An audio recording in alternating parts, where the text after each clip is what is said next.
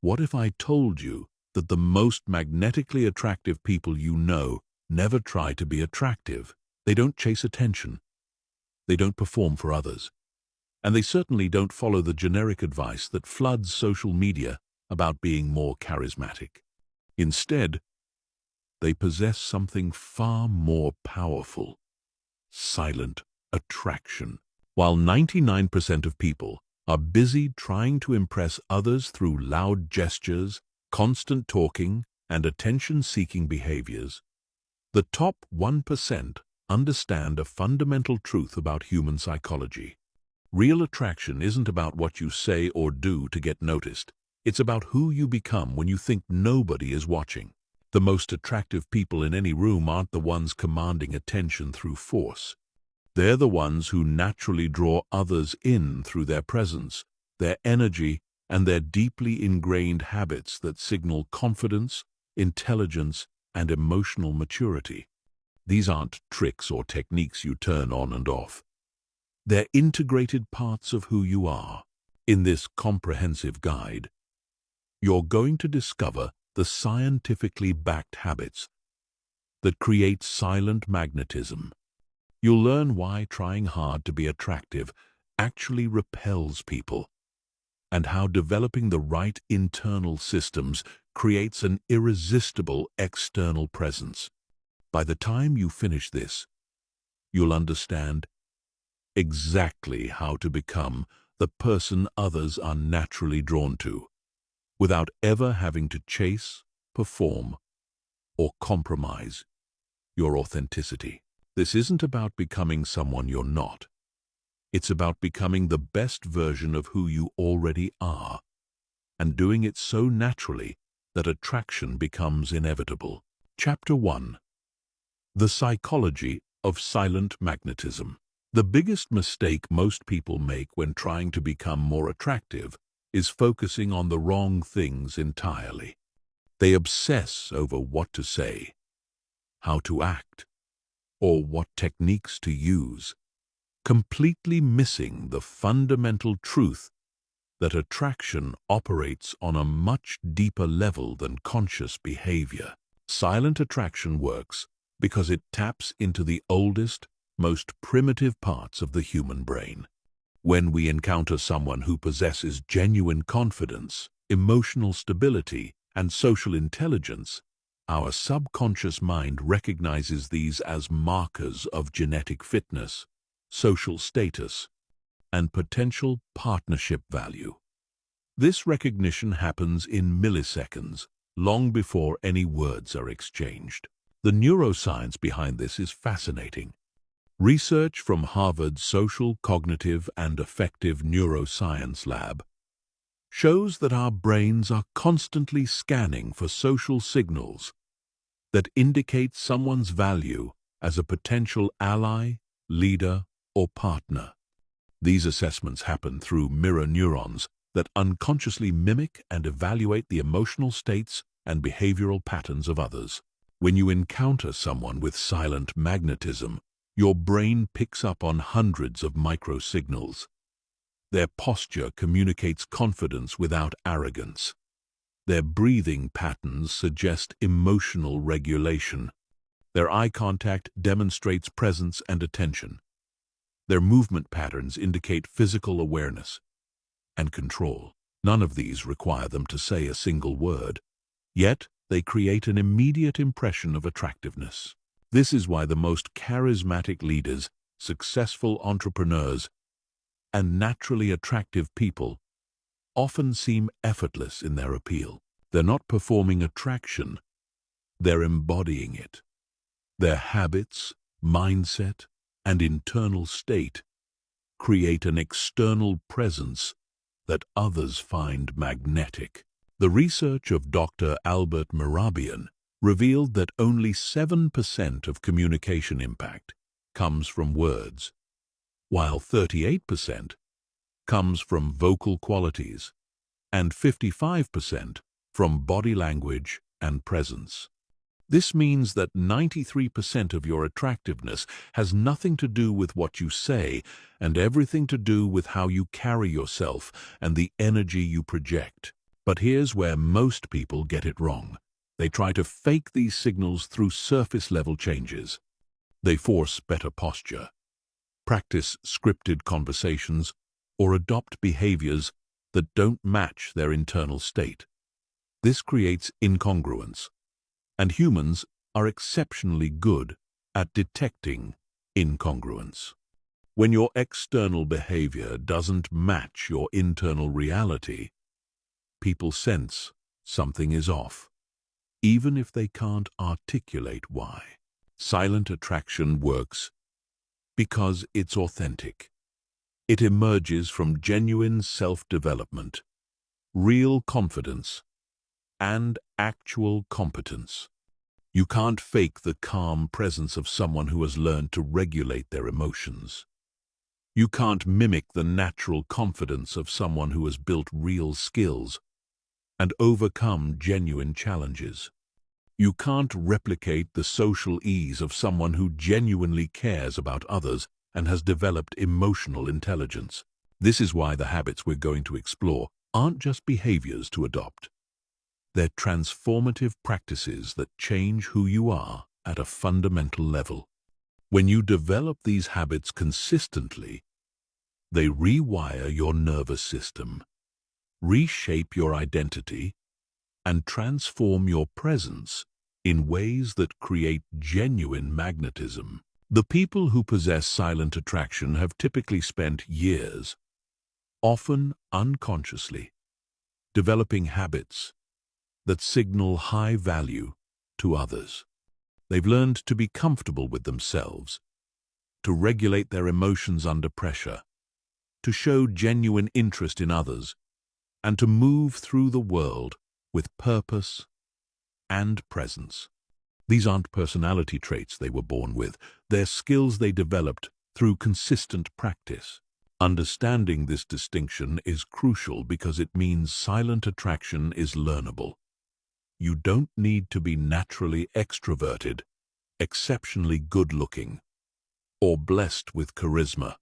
You need to develop the internal qualities that create external magnetism.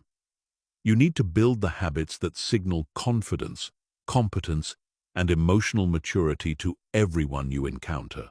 The transformation happens from the inside out. As you develop these habits, they become part of your identity. You stop thinking about being attractive and start simply being attractive. You stop performing for others and start operating from a place of genuine confidence and self-assurance. This internal shift creates an external presence that others find irresistibly magnetic. Chapter 2. The Foundation of Presence and Energy Management. Before we dive into specific attractive habits, you need to understand the foundation that makes everything else possible: your presence and energy management. This is the invisible force that determines whether people are drawn to you or unconsciously avoid you, regardless of what you say or do. Presence is not about being the loudest person in the room or demanding attention. True presence is about being fully engaged with the current moment and the people in it. It's about having such complete awareness and control over your internal state that others can feel your groundedness and stability. The neuroscience of presence reveals why this quality is so magnetically attractive. When you're truly present, your nervous system is regulated, your breathing is deep and controlled, and your body language naturally opens up. This creates what researchers call psychological safety for others.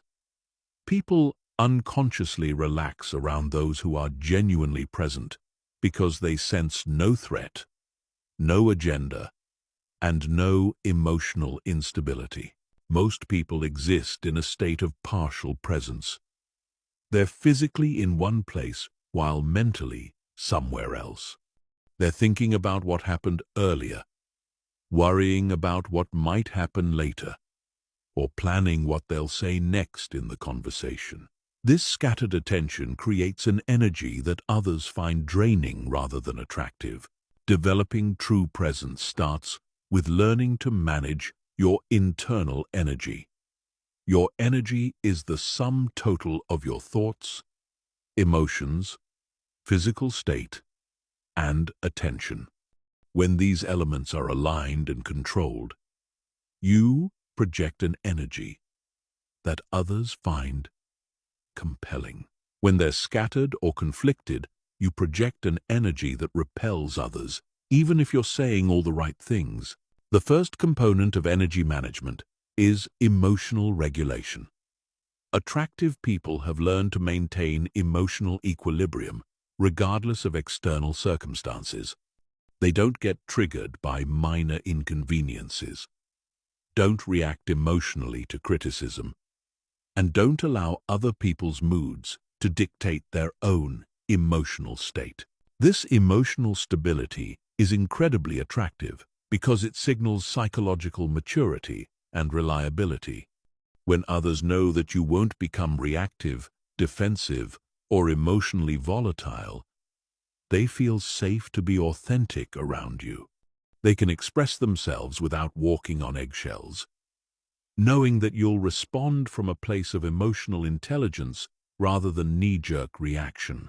Developing emotional regulation requires understanding the physiology of emotions. Emotions are not just mental experiences. They're full-body phenomena that affect your breathing, posture, facial expressions, and vocal tonality.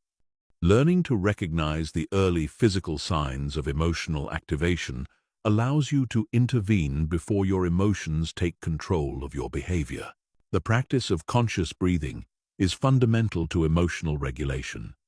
When you breathe deeply and slowly, you activate your parasympathetic nervous system, which promotes calm and clear thinking. When you breathe shallowly or rapidly, you activate your sympathetic nervous system, which creates stress and reactive behavior. Attractive people have often unconsciously developed breathing patterns that keep them in a state of calm alertness. They breathe from their diaphragm rather than their chest. They maintain a slow and steady rhythm, and they use their breath to reset their emotional state when needed. This creates a physical foundation for emotional stability that others can sense even from across a room. The second component of energy management is attention control.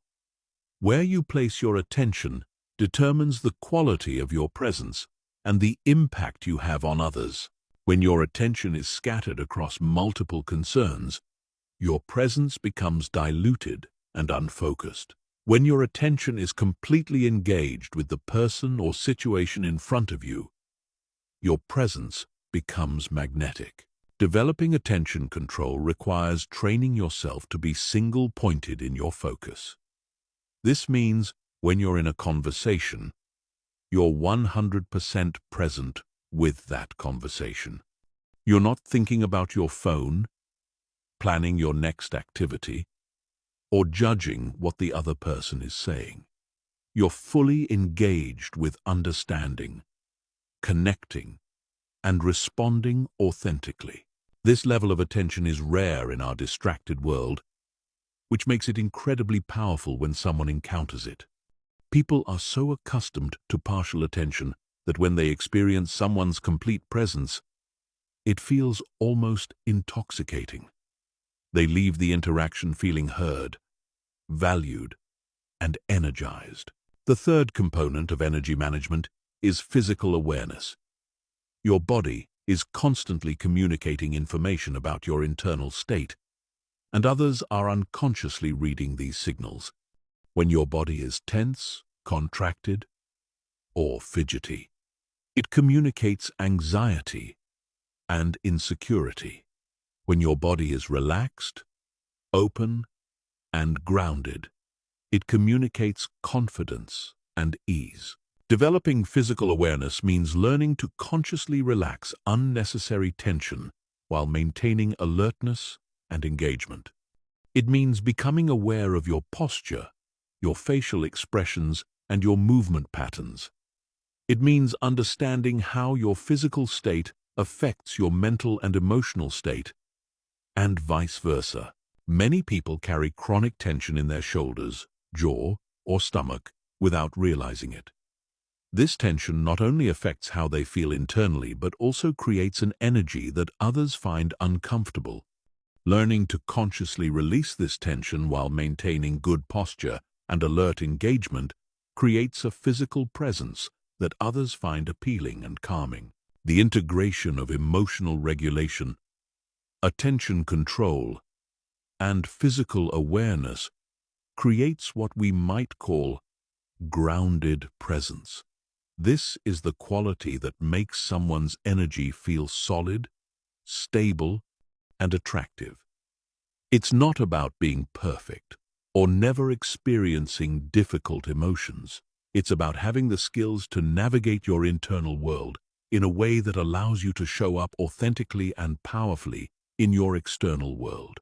When you develop grounded presence, several things happen automatically. Your voice becomes more resonant and calm. Your eye contact becomes more steady and genuine. Your movement becomes more fluid and purposeful. Your listening becomes more attentive and empathetic. These changes happen naturally as expressions of your improved internal state, not as behaviors you're trying to perform. This is the foundation upon which all other attractive habits are built. Without grounded presence, even the most sophisticated social skills can feel manipulative or inauthentic. With grounded presence, even simple interactions become opportunities for genuine connection and mutual attraction. Chapter 3. Mastering the Art of Strategic Silence and Deep Listening.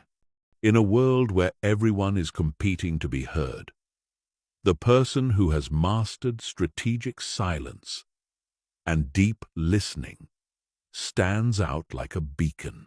This isn't about being quiet or passive. It's about understanding that silence and listening are active, powerful tools that create profound attraction and influence. The psychology behind strategic silence is rooted in several key principles. First, silence creates space for others to reveal themselves. When you're comfortable with pauses and quiet moments, you give people permission to think, process, and share more deeply than they would in rapid-fire conversation. This creates intimacy and connection that most people rarely experience. Second, silence demonstrates confidence and self-control. People who feel the need to fill every moment with words are often operating from anxiety or insecurity. They're afraid that silence means they're boring, that they're not contributing enough, or that others will judge them negatively. Someone who is comfortable with silence projects the confidence that they don't need to prove themselves through constant verbal performance. Third, strategic silence makes your words more impactful when you do speak. If you're always talking, your words lose their weight and significance. If you speak thoughtfully, and only when you have something valuable to contribute, people listen more intently and value your input more highly. The neuroscience of listening reveals why deep listening is one of the most attractive qualities a person can possess. When someone feels truly heard and understood, their brain releases oxytocin, often called the bonding hormone. This creates feelings of trust, connection, and positive association with the person who provided that experience. Most people are terrible listeners, not because they don't care, but because they've never learned how to listen properly. They listen to respond rather than to understand. They're formulating their next comment while the other person is still speaking. They're filtering what they hear through their own experiences and judgments, rather than trying to understand the speaker's perspective. Deep listening is an active, engaged process that requires significant mental and emotional energy. It involves several key components that, when mastered, create profound attraction and connection. The first component is present moment awareness. Deep listening requires you to be completely focused on the person speaking and what they're communicating, both verbally and non-verbally. This means putting away distractions, making eye contact, and using your full attention to understand not just their words, but their emotions, intentions, and underlying needs. The second component is emotional attunement. This involves listening not just to the content of what someone is saying, but to the emotional subtext. Are they excited, anxious, sad, frustrated, hopeful? Often, the emotion behind the words is more important than the words themselves. When you can recognize and acknowledge someone's emotional state, they feel seen and validated in a way that creates deep connection. The third component is curiosity without judgment. Deep listening requires approaching others with genuine curiosity about their perspective, experiences, and thoughts.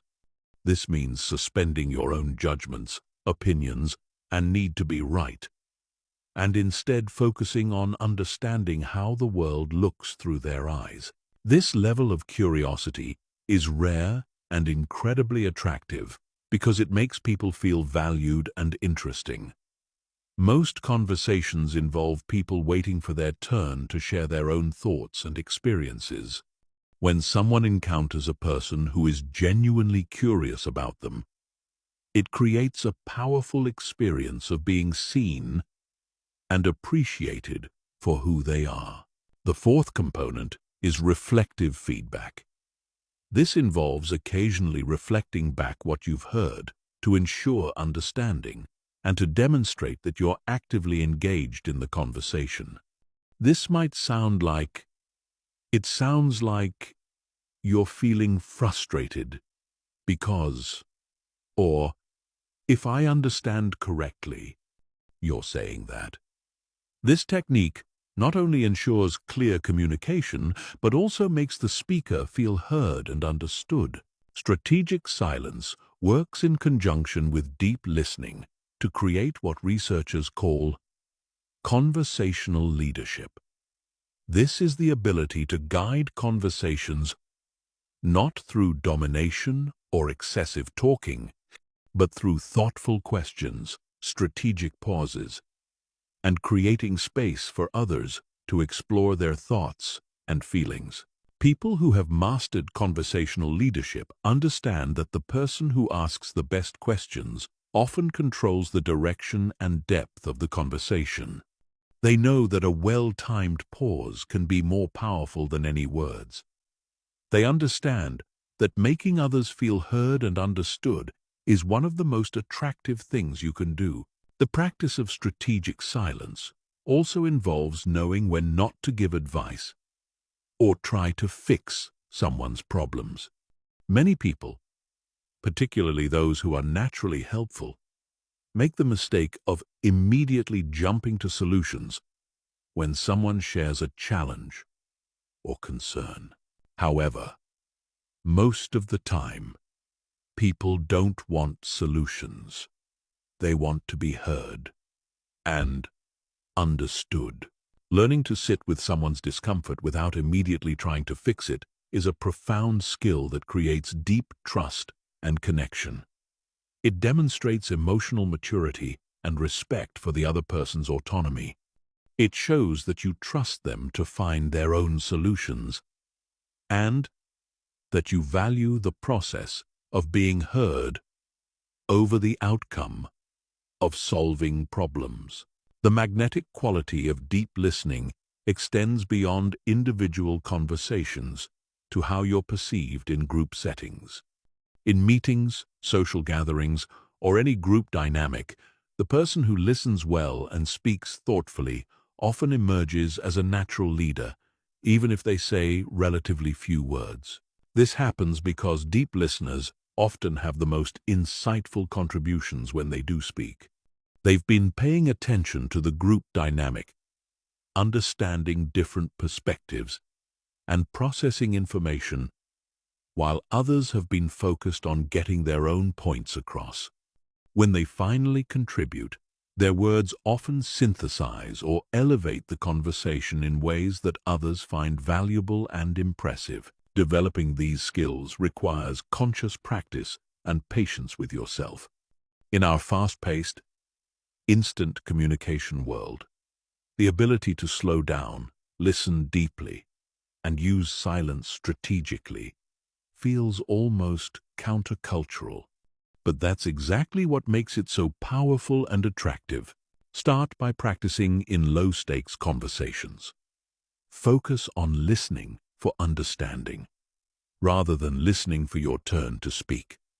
Practice being comfortable with brief pauses. Ask follow-up questions that demonstrate you've been paying attention. Notice how people respond when they feel truly heard and understood. As you develop these skills, you'll find that your conversations become more meaningful, your relationships deepen, and your overall attractiveness increases significantly. People will seek you out, not because you're entertaining or impressive, but because you make them feel valued, understood, and heard. Chapter 4. The Power of Calm, Confidence, and Emotional Stability. Calm confidence is perhaps the most universally attractive quality a person can possess. Yet, it's also one of the most misunderstood. It's not about being loud, aggressive, or dominating. It's not about never feeling fear, doubt, or uncertainty. Calm confidence is about maintaining your center and emotional equilibrium, regardless of external circumstances. And it's this stability that others find magnetically attractive. The psychology of calm confidence is rooted in what psychologists call emotional regulation and distress tolerance. People who possess calm confidence have developed the ability to experience difficult emotions without being controlled by them. They can feel anxiety without becoming anxious in their behavior. They can experience disappointment without becoming negative or reactive. They can face uncertainty without becoming paralyzed or frantic. This emotional stability is attractive on multiple levels. From an evolutionary perspective, emotional stability signals that someone would be a reliable partner, leader, or ally during difficult times. From a social perspective, emotional stability creates psychological safety for others, allowing them to relax and be more authentic in your presence. From a personal perspective, emotional stability creates a sense of groundedness and authenticity that others find compelling and trustworthy. The neuroscience behind emotional regulation reveals why this quality is so powerful. When you maintain emotional equilibrium under pressure, you're demonstrating advanced prefrontal cortex function, the part of the brain responsible for executive decision-making, impulse control, and emotional regulation. This is the most recently evolved part of the human brain, and its effective functioning signals high cognitive and emotional intelligence. People with calm confidence have typically learned to recognize the difference between feeling an emotion and being controlled by that emotion. They understand that emotions are temporary experiences that provide information about their internal state and external environment. But they don't allow these emotions to dictate their behavior or communication. This doesn't mean suppressing or denying difficult emotions. Emotional suppression actually creates more problems than it solves, and often leads to emotional explosions or passive-aggressive behavior. Instead, calm confidence involves acknowledging emotions while maintaining choice about how to respond to them. The development of calm confidence begins with understanding your emotional patterns and triggers. Most people have predictable emotional responses to certain situations, people, or stressors. They know they'll feel anxious before public speaking, frustrated in traffic, or defensive when criticized. However, they often feel helpless to change these responses. Calm confidence develops when you learn to recognize these patterns early and intervene before they take control of your behavior. This requires developing what psychologists call metacognition, thinking about your thinking. You learn to observe your emotional state from a slight distance, almost like a scientist studying an interesting phenomenon. The practice of mindfulness is fundamental to developing this observational capacity. Mindfulness doesn't mean being perpetually calm or zen. It means being aware of what's happening in your mind and body in real time, without judgment or the immediate need to change it. This awareness creates space between stimulus and response, allowing you to choose your behavior rather than simply reacting automatically. Breathing is one of the most practical tools for maintaining calm confidence. Your breathing pattern directly affects your nervous system, and learning to breathe consciously allows you to regulate your emotional state in real time. When you notice yourself becoming triggered or reactive, a few deep, slow breaths can activate your parasympathetic nervous system and restore emotional equilibrium. Physical posture also plays a crucial role in calm confidence. Research from Harvard Business School shows that adopting confident postures for just 2 minutes can increase testosterone and decrease cortisol, creating genuine changes in confidence and stress levels. Standing tall, keeping your shoulders back, and maintaining an open chest position not only makes you look more confident, but actually makes you feel more confident. Calm confidence also involves developing what researchers call stress inoculation. This means gradually exposing yourself to manageable levels of stress, uncertainty, or challenge in order to build your tolerance and response skills. Just as physical exercise builds physical strength by subjecting muscles to controlled stress, emotional exercise builds emotional strength by subjecting your nervous system to controlled challenges. This might involve taking on public speaking opportunities, having difficult conversations you've been avoiding, or putting yourself in social situations that stretch your comfort zone. The key is to choose challenges that are difficult enough to promote growth, but not so overwhelming that they create trauma or damage your confidence. The way you talk to yourself internally has a massive impact on your ability to maintain calm confidence. People with emotional stability have typically developed what psychologists call self-compassion, the ability to treat themselves with kindness and understanding during difficult moments rather than harsh self-criticism. Self-compassion doesn't mean making excuses or avoiding responsibility. It means recognizing that making mistakes, experiencing setbacks, and feeling difficult emotions are part of the human experience. It means talking to yourself the way you would talk to a good friend who was going through the same situation. This internal kindness creates emotional resilience because it prevents you from compounding difficulties with self-attack. When you make a mistake, instead of spiraling into shame and self-criticism, you can acknowledge the mistake, learn from it, and move forward with your confidence intact. Calm confidence also involves accepting uncertainty as a fundamental part of life, rather than something to be eliminated or controlled. Many people destroy their emotional equilibrium by trying to predict, control, or guarantee outcomes that are inherently uncertain. They waste enormous amounts of mental and emotional energy trying to create certainty in an uncertain world. People with calm confidence have learned to be comfortable with not knowing how things will turn out. They understand that uncertainty is not a problem to be solved, but a reality to be navigated skillfully. This acceptance allows them to take action without needing guarantees, to engage in relationships without needing to control outcomes, and to pursue goals without being attached to specific results. This comfort with uncertainty is deeply attractive because it signals emotional maturity and psychological strength. It demonstrates that you can be trusted to remain stable and functional even when things don't go according to plan. It shows that your sense of security comes from internal resources rather than external circumstances.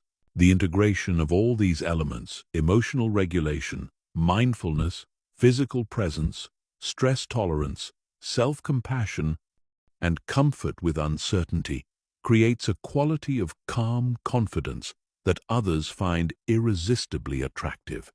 It's not a performance or a facade. It's a genuine internal stability that naturally expresses itself in your presence, communication, and behavior. When you possess calm confidence, several things happen automatically. Your voice becomes more resonant and steady. Your eye contact becomes more direct and comfortable. Your movement becomes more fluid and purposeful. Your decision-making becomes clearer and more decisive. Your communication becomes more honest and direct. These changes occur naturally as expressions of your improved emotional regulation, not as behaviors you're trying to adopt. Chapter 5. Developing authentic social intelligence and emotional awareness. Social intelligence is the ability to navigate complex social situations with awareness, skill, and authenticity. It's not about manipulation or playing social games. It's about understanding the subtle dynamics of human interaction and responding in ways that create connection, trust, and mutual respect. This quality is incredibly attractive because it signals emotional maturity, empathy, and the ability to create positive experiences for others. The foundation of social intelligence is emotional awareness both of yourself and others. Most people go through social interactions with only surface-level awareness of the emotional undercurrents that are constantly flowing between people. They miss the subtle signs that someone is uncomfortable, the non-verbal cues that indicate interest or disinterest, and the emotional needs that lie beneath surface-level conversation. Developing emotional awareness begins with learning to read the emotional subtext of social interactions. Every conversation, every meeting, every social gathering has multiple layers of communication happening simultaneously.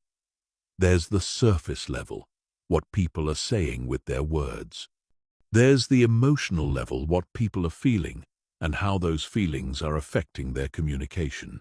And there's the relational level, how people are positioning themselves in relation to each other and what social dynamics are at play. People with high social intelligence have learned to perceive and navigate all these levels simultaneously.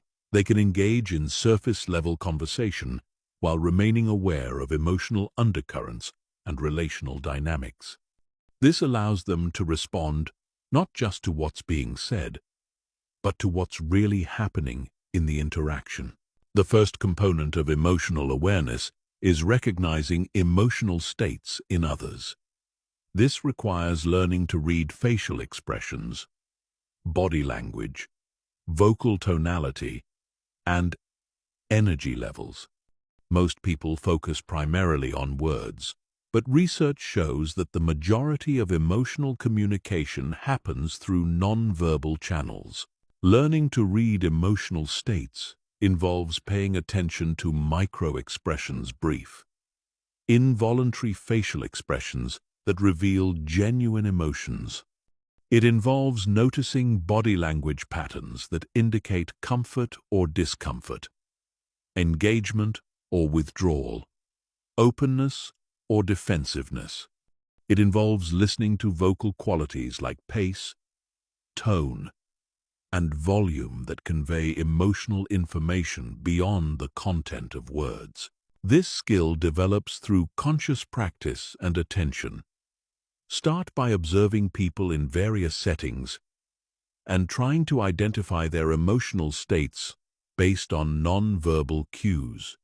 Watch how people's faces, postures, and energy levels change throughout conversations. Notice the difference between genuine and forced smiles, between authentic enthusiasm and polite interest, between comfortable silence and awkward tension. The second component of emotional awareness is understanding your own emotional impact on others. Most people are largely unconscious of the emotional effect they have in social situations. They don't realize that their anxiety makes others uncomfortable, that their excitement is overwhelming for some personality types, or that their intensity intimidates people who prefer gentler interaction styles. Developing awareness of your emotional impact requires honest self-reflection and feedback from others.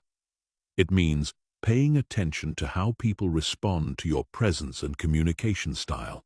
Do people seem to relax or tense up around you? Do they open up or become more guarded? Do they seek out your company or seem to avoid deeper interactions? This awareness allows you to adjust your approach based on the situation and the people involved. It doesn't mean becoming a chameleon or losing your authenticity. It means understanding that emotional intelligence includes the ability to modulate your energy and communication style to create the most positive interactions possible. The third component of social intelligence is understanding group dynamics and social hierarchies. Every group, whether it's a family, workplace team, or social gathering, has implicit power structures, alliances, and communication patterns. People with high social intelligence can quickly assess these dynamics and navigate them skillfully. This involves recognizing who has formal and informal influence, understanding the unspoken rules and expectations of different social contexts, and knowing how to contribute to group interactions in ways that are valued and appreciated. It means understanding when to lead and when to follow, when to speak up and when to remain quiet, when to challenge and when to support. Social intelligence also involves what psychologists call cognitive empathy, the ability to understand and predict how others think and feel without necessarily feeling the same emotions yourself. This is different from emotional empathy, which involves actually feeling what others feel.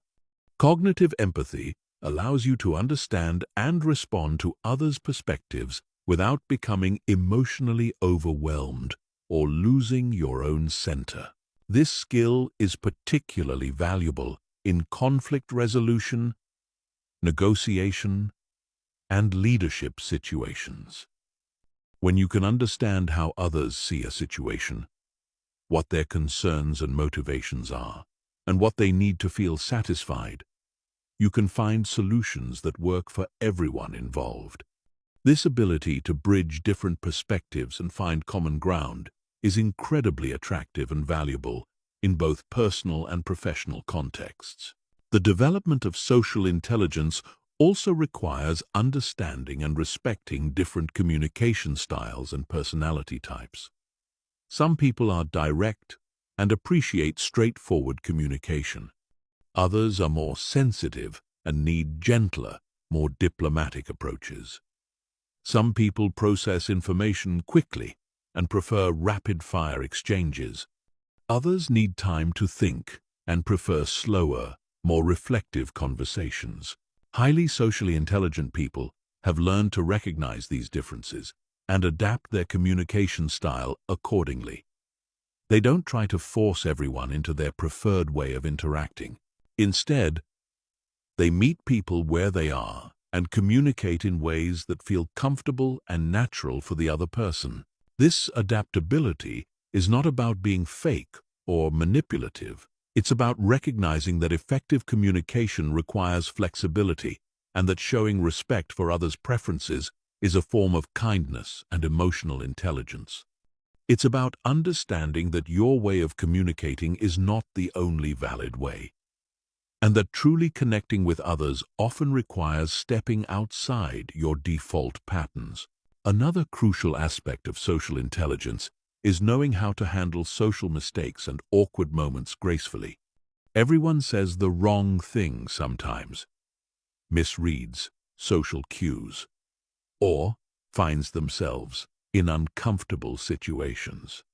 People with high social intelligence have learned to navigate these moments with humor, honesty, and grace rather than defensiveness or embarrassment. This might involve acknowledging a misunderstanding directly, using appropriate humor to diffuse tension, or simply moving past awkward moments without making them bigger than they need to be. The ability to handle social imperfection with confidence and ease is deeply attractive because it signals emotional maturity and resilience. Social intelligence also includes understanding the importance of social reciprocity and contribution. Attractive people understand that positive relationships require mutual benefit and contribution. They look for ways to add value to others' lives, whether through emotional support, practical help, interesting conversation, or simply positive energy. This doesn't mean keeping score or expecting immediate returns on investment. It means understanding that relationships thrive when both people feel they're receiving value, and that being genuinely helpful and supportive is one of the most attractive qualities a person can possess. The integration of emotional awareness, impact consciousness, group dynamics, understanding, cognitive empathy, communication adaptability, grace under pressure, and social reciprocity creates a quality of social intelligence that others find magnetic. It's not about being perfect or never making social mistakes. It's about navigating human interactions with skill, awareness, and genuine care for others' well-being and comfort.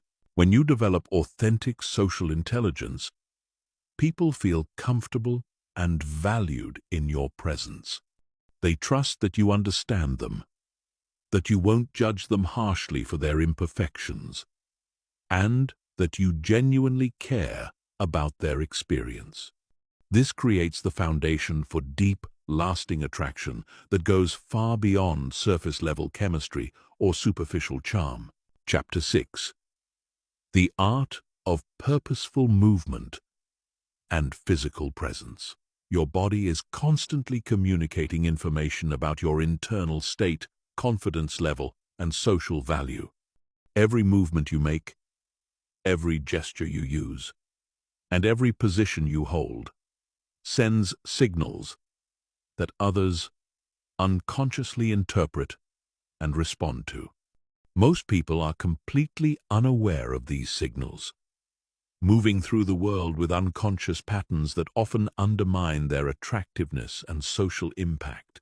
The science of embodied cognition reveals that your physical posture and movement patterns don't just reflect your mental state, they actually influence and create your mental state. When you adopt confident postures and purposeful movement patterns, you don't just look more attractive, you actually become more confident, alert, and emotionally regulated. This creates a positive feedback loop where improved physical presence enhances mental state, which further improves physical presence. Purposeful movement is characterized by several key qualities that distinguish it from the unconscious movement patterns most people exhibit. First is intentionality. Every movement serves a purpose and is executed with awareness rather than happening automatically or nervously. Second is fluidity. Movements flow smoothly from one to another without jerky, abrupt, or hesitant transitions. Third is groundedness. Movements originate from a stable, centered base rather than from tension or imbalance. The foundation of attractive physical presence is what martial artists and dancers call centering. This involves maintaining awareness of your physical center of gravity, typically located just below your navel, and moving from this stable base, rather than from peripheral tension or imbalance. When you move from your center, your movements naturally become more fluid, purposeful, and graceful. Most people carry chronic tension in their shoulders, neck, or jaw, which creates movement patterns that appear anxious, rushed, or uncomfortable. Learning to consciously relax unnecessary tension while maintaining good posture and alert engagement is fundamental to attractive physical presence. This doesn't mean becoming loose or sloppy. It means finding the optimal balance between relaxation and readiness. Eye contact is perhaps the most powerful aspect of physical presence, yet most people use it poorly. Effective eye contact is not about staring intensely or maintaining constant visual contact. It's about making genuine, comfortable contact that demonstrates presence and interest without creating pressure or discomfort. The key is to make eye contact when listening, break it naturally when speaking or thinking, and return to it in a rhythm that feels organic and unforced. The quality of your eye contact should match the context and relationship. With close friends and intimate partners, longer periods of eye contact feel natural and connecting. With new acquaintances or in professional settings, briefer but genuine eye contact demonstrates respect and attention without creating intimacy pressure. Learning to calibrate your eye contact appropriately is a crucial social skill. Hand gestures and arm positioning also significantly impact how others perceive your confidence and attractiveness. Open gestures, where your palms are visible and your arms are uncrossed, signal openness and honesty. Closed gestures, where your arms are crossed or your hands are hidden, can signal defensiveness or discomfort. However, the key is authenticity rather than forcing open positions that don't feel natural. Walking patterns reveal enormous amounts of information about confidence and internal state.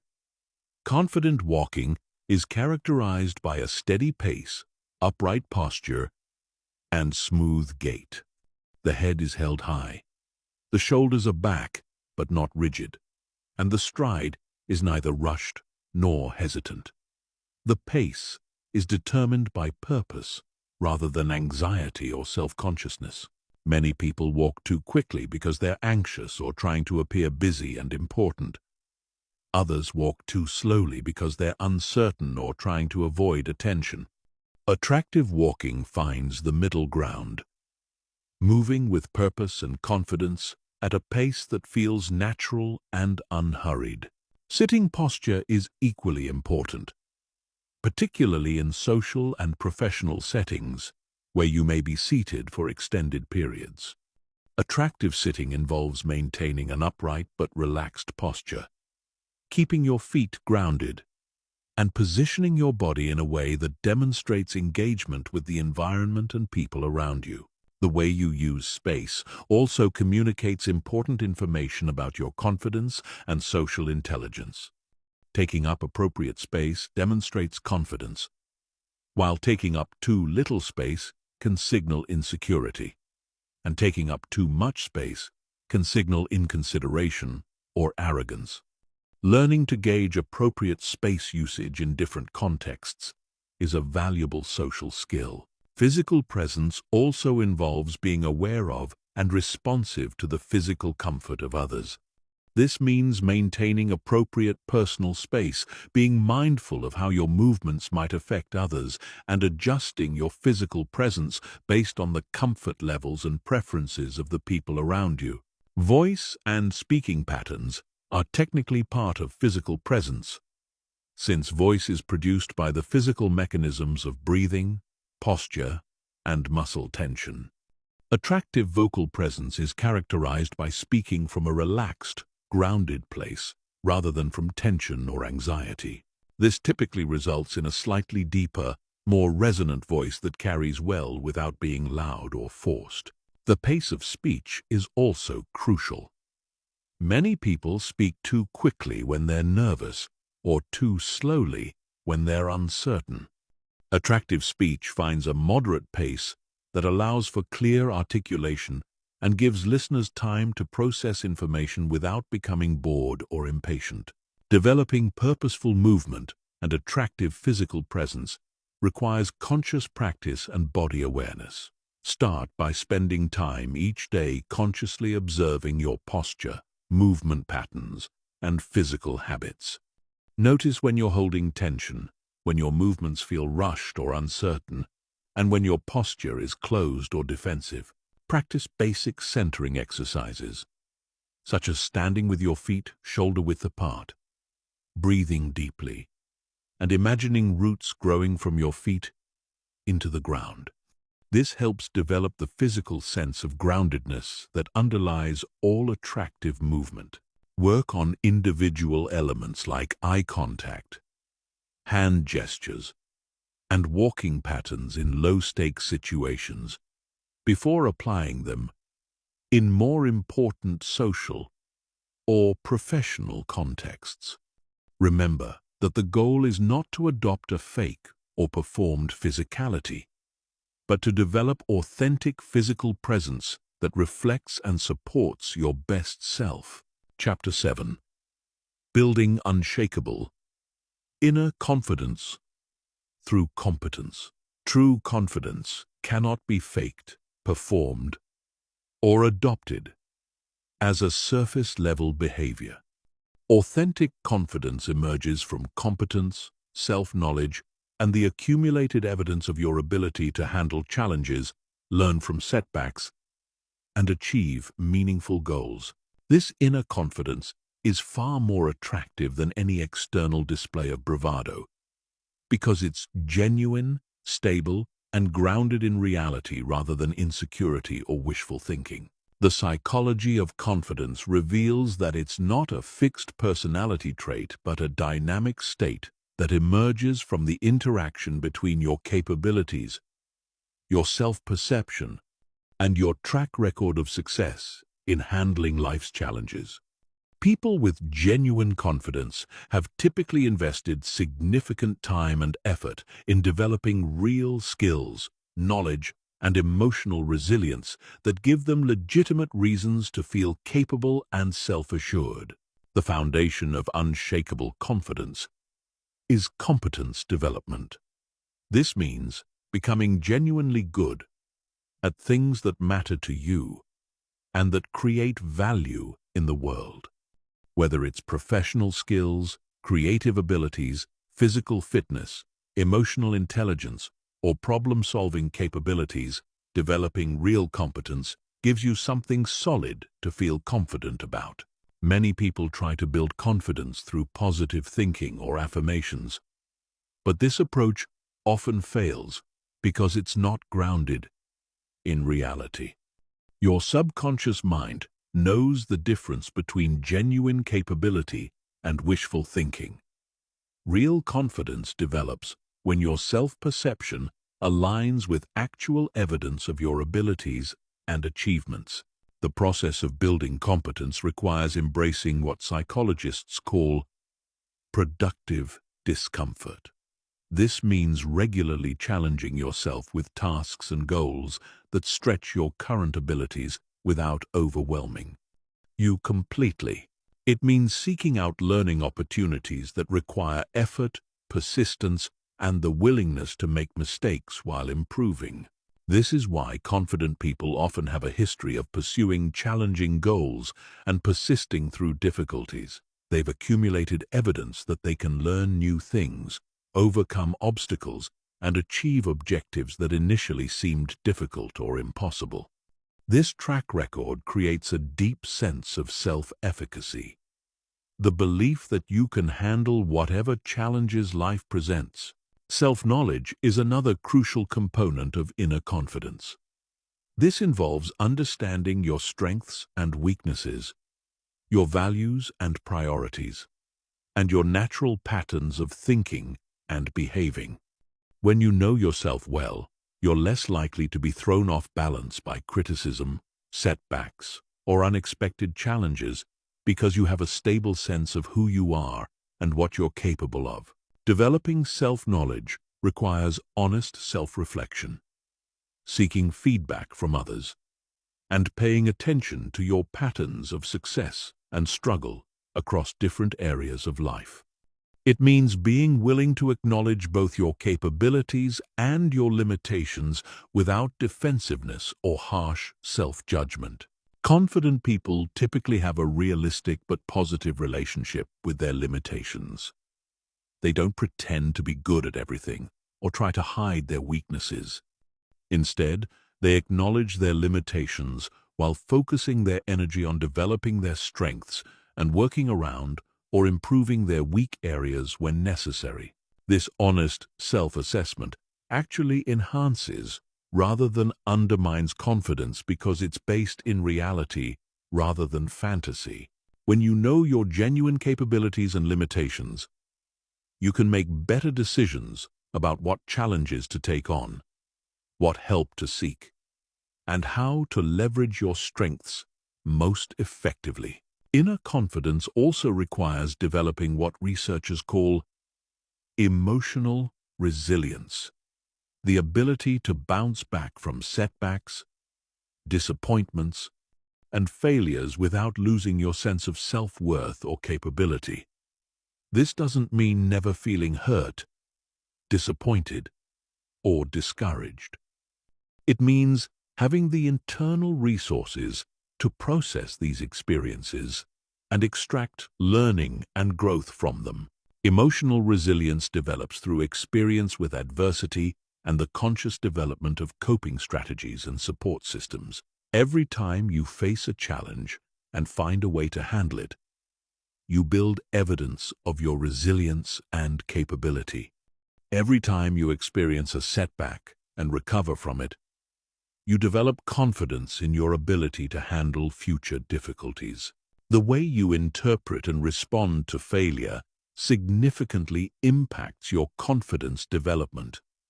People with growing confidence typically view failures as learning opportunities rather than evidence of inadequacy.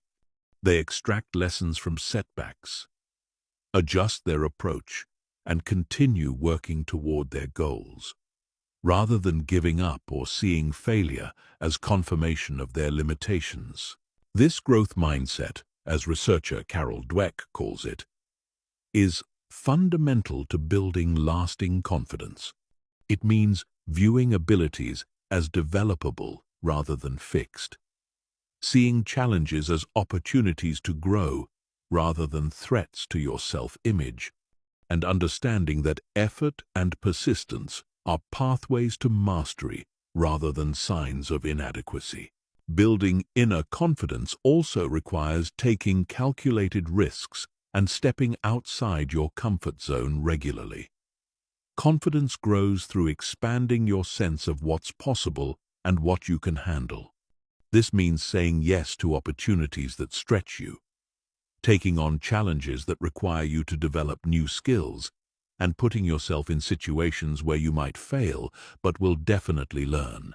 The key is to choose challenges that are within your zone of proximal development, difficult enough to promote growth but not so overwhelming that they create trauma or destroy your confidence. This requires honest assessment of your current capabilities and thoughtful progression toward more challenging goals. Social confidence. A specific aspect of inner confidence develops through positive social experiences and the cultivation of genuine social skills. This means learning to communicate effectively, developing empathy and emotional intelligence, and building the ability to connect authentically with different types of people in various contexts. Many people struggle with social confidence because they focus on trying to impress others rather than developing the skills to connect genuinely and contribute positively to social interactions. Real social confidence comes from knowing that you can add value to others' lives, that you can handle social challenges gracefully, and that you can be authentically yourself in social situations. The development of inner confidence is a long-term process that requires patience, persistence, and self-compassion. It's not about becoming perfect or eliminating all self-doubt. It's about building a solid foundation of competence, self-knowledge, and resilience that allows you to navigate life's challenges with greater ease and effectiveness. When you possess genuine inner confidence, it naturally expresses itself in your presence, communication, and behavior, without any need for performance or pretense. You become comfortable taking up appropriate space, expressing your thoughts and opinions, and pursuing your goals with determination and persistence. This authentic confidence is magnetic because others can sense its genuineness and stability. Chapter 8. The magnetism of authentic curiosity and genuine interest in others. In a world where most people are primarily focused on themselves, their own problems, and their own desires to be heard and understood, the person who possesses authentic curiosity about others stands out as remarkably attractive and magnetic. This isn't about being nosy or intrusive. It's about having a genuine fascination with the complexity, experiences, and perspectives of other human beings. The psychology behind why curiosity is so attractive is rooted in fundamental human needs for validation, understanding, and connection. When someone shows genuine interest in who you are, what you think, and how you experience the world, it creates a powerful feeling of being valued and appreciated. This experience is rare enough that when people encounter it, they often find themselves drawn to the person who provided it. Authentic curiosity is different from polite interest or social obligation. It's a genuine desire to understand and learn from others, driven not by what you might gain from the interaction, but by inherent fascination with human complexity and diversity. People can sense the difference between someone who is asking questions because they think they should and someone who is genuinely interested in the answers. The development of authentic curiosity requires shifting from a self-focused to an other-focused mindset in social interactions. Instead of thinking about what you want to say next, how you're being perceived, or what you can get from the interaction, you focus your attention on understanding the person in front of you as completely as possible. This shift often reveals how interesting and complex other people actually are. Most social interactions remain at surface levels because neither person is genuinely curious enough to explore deeper layers of thought, experience, and perspective. When you approach others with real curiosity, you often discover fascinating aspects of their lives, thoughts, and experiences that would never emerge in typical social exchanges.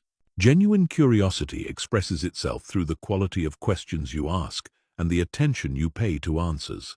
Curious people ask follow-up questions that demonstrate they've been listening and want to understand more deeply. They ask questions that invite people to explore their own thoughts and experiences rather than simply providing factual information. The difference between surface level and deep curiosity is evident in question patterns. Surface-level curiosity might ask, "What do you do for work?" Deep curiosity might follow up with, "What drew you to that field?" Or, "What's the most challenging part of your work?" Or, "How has that work changed the way you see the world?" Authentic curiosity also involves being curious about people's inner experiences, not just their external circumstances. This means being interested in how people think and feel about their experiences, what they've learned from their challenges, what they're passionate about, and what drives their decisions and priorities. This level of curiosity requires emotional intelligence and social sensitivity, because you need to gauge what people are comfortable sharing and how to ask about deeper topics without being invasive or inappropriate. The key is to create psychological safety through your own openness and non-judgmental attitude, making it easy for others to share authentically if they choose to. Curious people also tend to be excellent conversationalists because they know how to draw out the best in others. They ask questions that allow people to share their expertise, their passions, and their unique perspectives. They create opportunities for others to feel intelligent, interesting, and valued through the conversation. This ability to make others feel good about themselves through genuine interest is incredibly attractive because it's a form of emotional generosity. You're giving others the gift of your attention and interest, which often helps them see themselves in a more positive light and feel more confident and appreciated. The practice of authentic curiosity also expands your own understanding of the world and human nature. Every person you encounter has had experiences you've never had, has knowledge you don't possess, and has perspectives that could expand your own thinking. Approaching others with curiosity means viewing every interaction as a potential learning opportunity. This learning mindset is attractive because it signals intellectual humility and openness to growth. People are drawn to those who are still learning, still growing, and still open to new ideas and perspectives. It suggests a mind that isn't closed or arrogant, but is actively engaged with the complexity and diversity of human experience. Curiosity also involves being interested in people's stories, the narratives they tell about their lives, their challenges, and their growth. Everyone has a story, and most people rarely get the opportunity to share their story with someone who is genuinely interested in hearing it. When you provide that opportunity through authentic curiosity, you create a profound experience of connection and understanding. Being curious about others' stories doesn't mean being nosy about personal details. It means being interested in how people make sense of their experiences, what they've learned from their challenges, what they're proud of, and what they're working toward. These are the elements that make up the narrative of a person's life and reveal who they are at a deeper level. The development of authentic curiosity requires overcoming several common barriers. Many people are so focused on their own concerns and insecurities that they have little mental and emotional energy left to be curious about others. Others are afraid that showing interest will make them appear vulnerable, or will obligate them to share more about themselves than they're comfortable with. Some people avoid curiosity because they're afraid of what they might learn about others. They worry that deeper exploration might reveal differences that make them uncomfortable, or might challenge their existing beliefs and assumptions. However, this avoidance typically limits their ability to form meaningful connections and understand the rich complexity of human experience. Practicing authentic curiosity requires developing comfort with not knowing, with being surprised by what you learn, and with having your assumptions challenged. It means approaching others with what Zen practitioners call beginner's mind.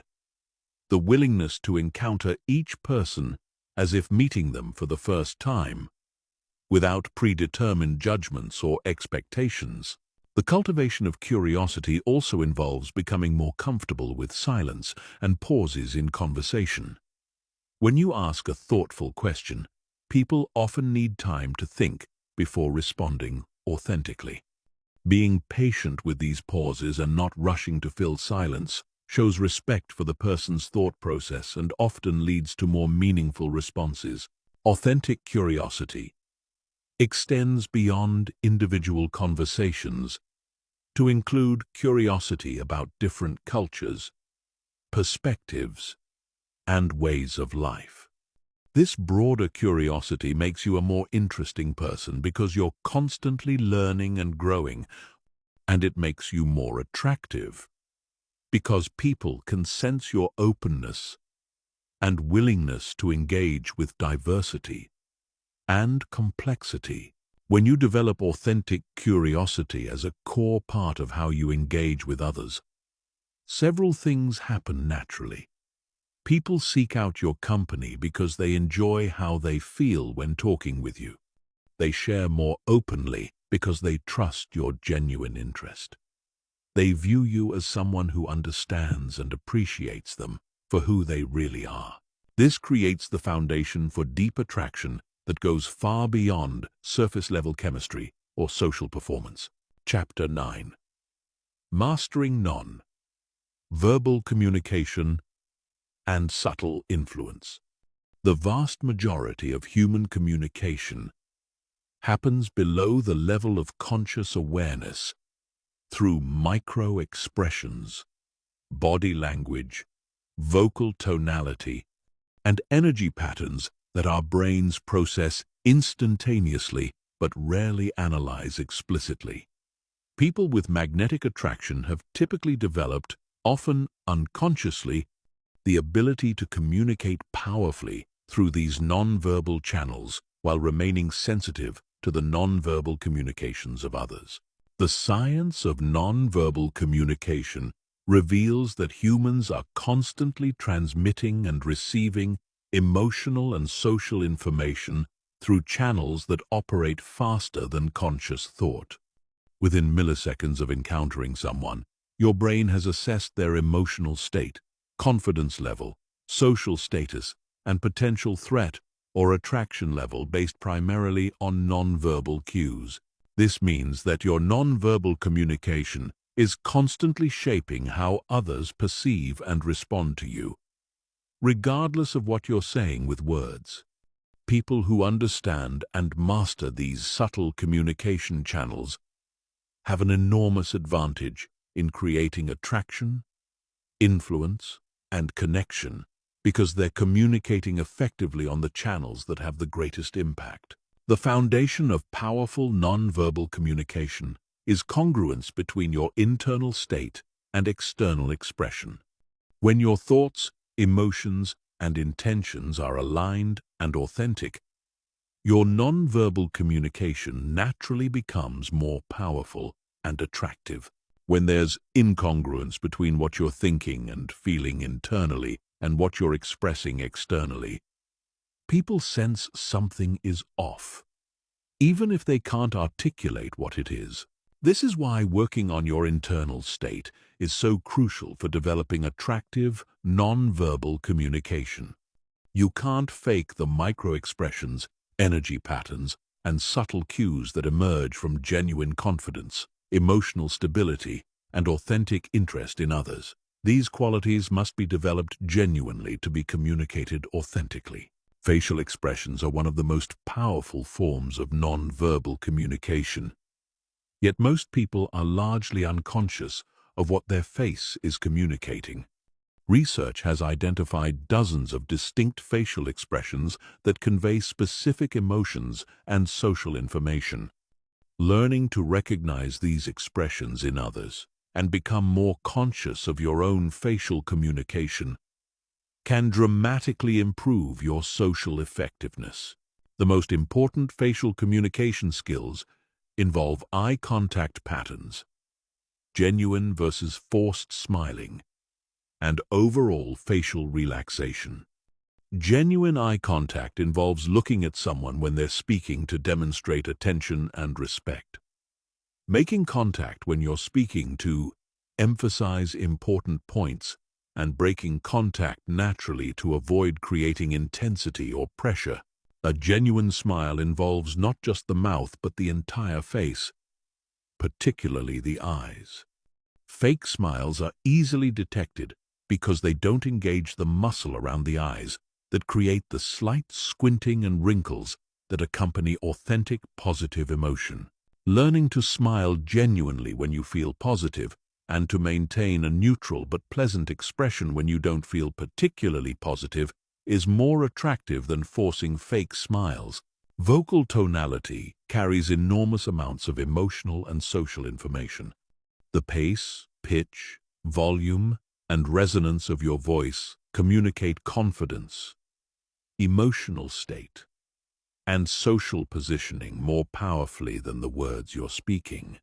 Most people are unconscious of their vocal patterns and how they affect others' perceptions and responses. Attractive vocal communication is typically characterized by speaking from a relaxed, grounded place in your body rather than from tension or anxiety. This usually results in a slightly deeper, more resonant voice that carries well without being loud or forced.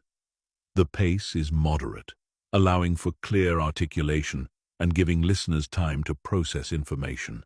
Vocal confidence also involves being comfortable with pauses and silence rather than filling every moment with sound. Strategic pauses can emphasize important points, give others time to respond, and demonstrate that you're not anxious about maintaining constant verbal output. Posture and body positioning communicate social status, confidence, and emotional state more quickly than any other form of non-verbal communication. Open, upright postures generally signal confidence and approachability, while closed, collapsed postures tend to signal insecurity or defensiveness.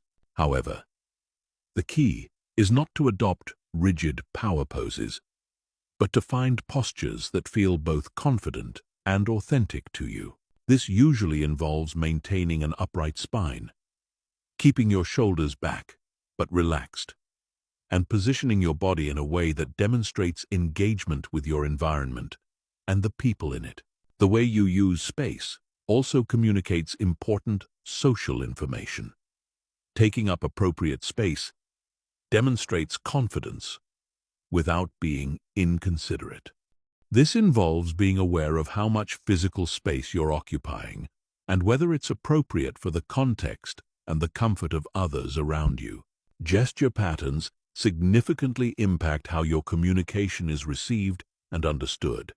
Open gestures, where your palms are visible and your movements are fluid, tend to be perceived as more trustworthy and engaging than closed gestures or sharp, jerky movements. The key is developing gestures that feel natural and support your verbal communication rather than distracting from it. This usually means using gestures that emerge from genuine enthusiasm or emphasis, rather than trying to adopt prescribed hand movements that don't match your personality or communication style.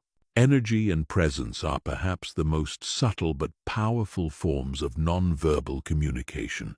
Your overall energy level, emotional state, and quality of attention create an invisible but palpable influence on everyone around you. People can sense whether you're genuinely present and engaged or distracted and disconnected, whether you're calm and centered or anxious and scattered. Developing attractive energy and presence requires working on your internal state through practices like meditation, physical exercise, emotional regulation techniques, and stress management. When your internal state is calm, confident, and genuinely interested in others, This naturally expresses itself in your energy and presence without any need for performance or technique. Subtle influence through non-verbal communication involves understanding how your presence affects others and learning to create positive experiences for the people around you. This doesn't mean manipulation or trying to control others' responses. It means becoming skilled at creating environments where others feel comfortable, valued, and appreciated. This might involve matching the energy level of others when appropriate, using mirroring techniques to create unconscious rapport, or simply maintaining such positive, stable energy that others feel better when they're around you. The goal is always to create mutual benefit and positive experiences rather than one-sided advantage. Reading others' non-verbal communication is equally important for developing social intelligence and attraction. Learning to recognize signs of comfort and discomfort, interest and boredom, agreement and disagreement, allows you to adjust your approach and respond more effectively to others' needs and preferences. This skill develops through conscious observation and practice. Start paying attention to how people's facial expressions, postures, and energy levels change throughout conversations. Notice the non-verbal signs that indicate someone is engaged versus distracted, comfortable versus uncomfortable, interested versus polite but disengaged. The mastery of nonverbal communication is not about becoming a perfect performer, but about developing authentic presence and communication skills that allow your best qualities to be expressed naturally and powerfully. When your nonverbal communication is congruent with your genuine thoughts and feelings, it becomes a powerful tool for creating attraction, connection, and positive influence in all your relationships. Chapter 10. Creating meaningful connections without neediness or desperation. The ability to form deep, meaningful connections with others while maintaining your own center and independence is perhaps the most attractive quality a person can possess. This skill allows you to engage authentically and openly with others without the energy-draining neediness or desperate attachment that repels people and prevents genuine intimacy from developing. The psychology of neediness reveals why it's so destructive to attraction and connection. When you approach relationships from a place of need or desperation, you're essentially communicating that you don't have enough internal resources to feel complete or secure on your own. This creates pressure for the other person to fill your emotional needs, which most people find overwhelming and unattractive. Neediness also distorts your ability to see and respond to others clearly, because you're filtering everything through the lens of your own unmet needs. Instead of being genuinely curious about others and responsive to their needs and preferences, you become focused primarily on what you can get from them to feel better about yourself. The foundation of creating meaningful connections without neediness is developing what psychologists call secure attachment and emotional independence. This doesn't mean being emotionally unavailable or refusing to depend on others in healthy ways. It means having enough internal stability and self-worth that you can engage in relationships from a place of choice rather than desperation.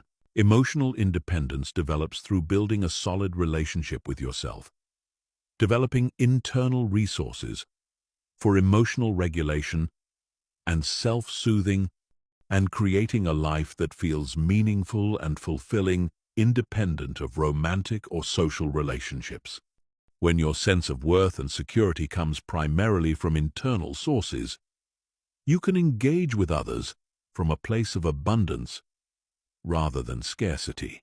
This internal abundance allows you to approach relationships with what researchers call generous curiosity. Instead of being primarily focused on what you can get from interactions, you become genuinely interested in understanding, appreciating, and supporting others. This shift in focus from taking to giving is one of the most attractive transformations a person can make. The practice of generous curiosity involves approaching others with genuine interest in their well-being, their thoughts and experiences, and their growth and happiness. It means asking questions because you truly want to understand, rather than because you're trying to create a good impression. It means offering support and encouragement because you genuinely care, rather than because you're hoping for something in return. This doesn't mean becoming a people pleaser or sacrificing your own needs and boundaries. Healthy connection requires maintaining your own center while being genuinely responsive to others. It means learning to give from a place of abundance rather than depletion, and knowing when to give and when to maintain appropriate boundaries.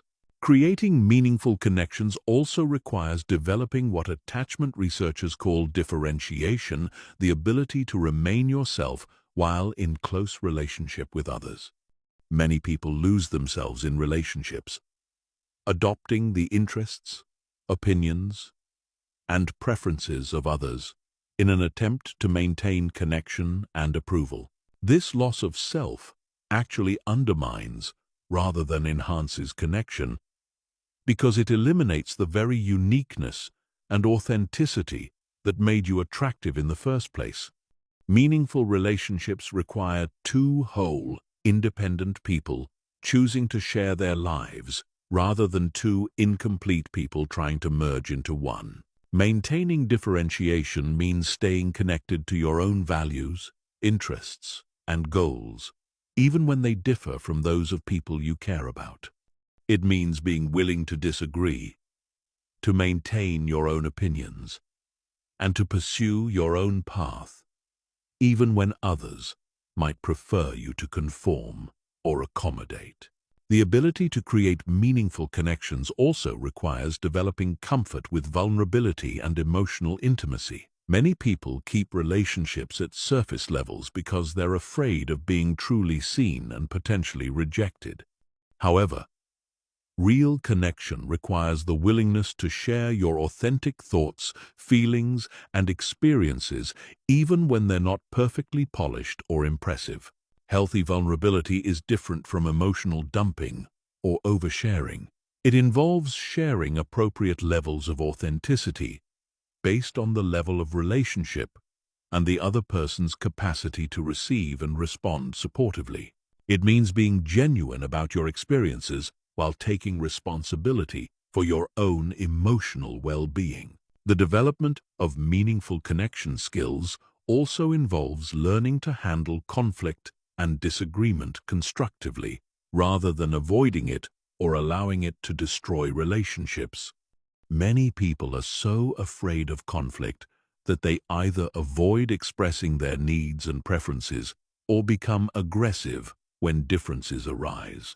Healthy relationship skills include the ability to express disagreement respectfully, to listen to others' perspectives without becoming defensive, and to work together to find solutions that honor both people's needs and preferences. This requires emotional regulation, communication skills, and the confidence that relationships can survive and even be strengthened by working through difficulties together. Creating meaningful connections without neediness also involves developing realistic expectations about relationships and other people. Needy people often expect others to meet needs that are impossible for any single person to fulfill, such as making them feel completely secure, validating all their choices, or eliminating all their loneliness and self-doubt. Realistic expectations recognize that every person has limitations, that all relationships have challenges, and that no relationship can meet all your needs for connection, understanding, and validation. This understanding allows you to appreciate what others can offer while taking responsibility for your own emotional well-being and life satisfaction. The practice of creating meaningful connections also involves learning to be present with others without agenda.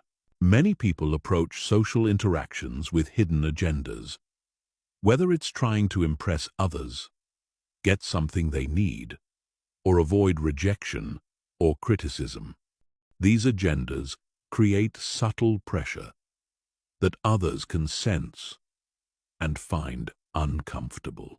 Being present without agenda means approaching interactions with openness to whatever unfolds naturally.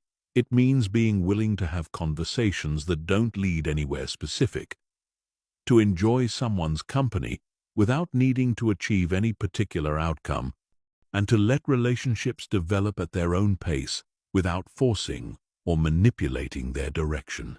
This presence without agenda is incredibly attractive because it allows others to relax and be authentic. When people sense that you're not trying to get something from them or manipulate them toward a particular outcome, they can engage more openly and genuinely. The integration of emotional independence, generous curiosity, healthy differentiation, appropriate vulnerability, conflict resolution skills, realistic expectations, and agenda-free presence creates the capacity for meaningful connection that enhances rather than drains everyone involved. When you possess these qualities, people naturally want to spend time with you because they feel better about themselves and more alive when they're in your presence.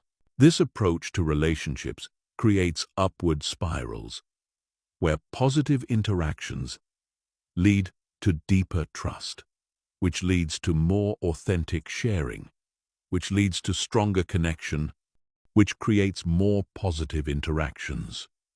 The result is relationships that enrich everyone involved and serve as a source of attraction for others who want to experience the same quality of connection in their own lives. Chapter 11. Reading Social Dynamics and Navigating Complex Group Interactions. The ability to quickly assess and skillfully navigate complex social dynamics is one of the most sophisticated forms of social intelligence, and it's incredibly attractive because it demonstrates emotional maturity, awareness, and the ability to create positive experiences for everyone involved. Most people are largely unconscious of the invisible social currents that flow through every group interaction, missing crucial information that could help them connect more effectively and contribute more positively.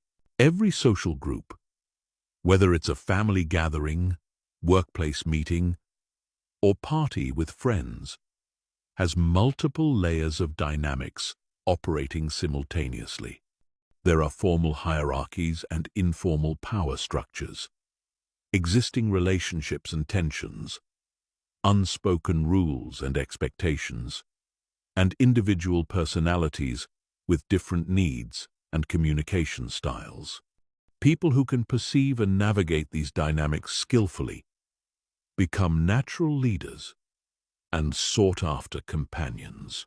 The foundation of reading social dynamics is developing what researchers call social situational awareness.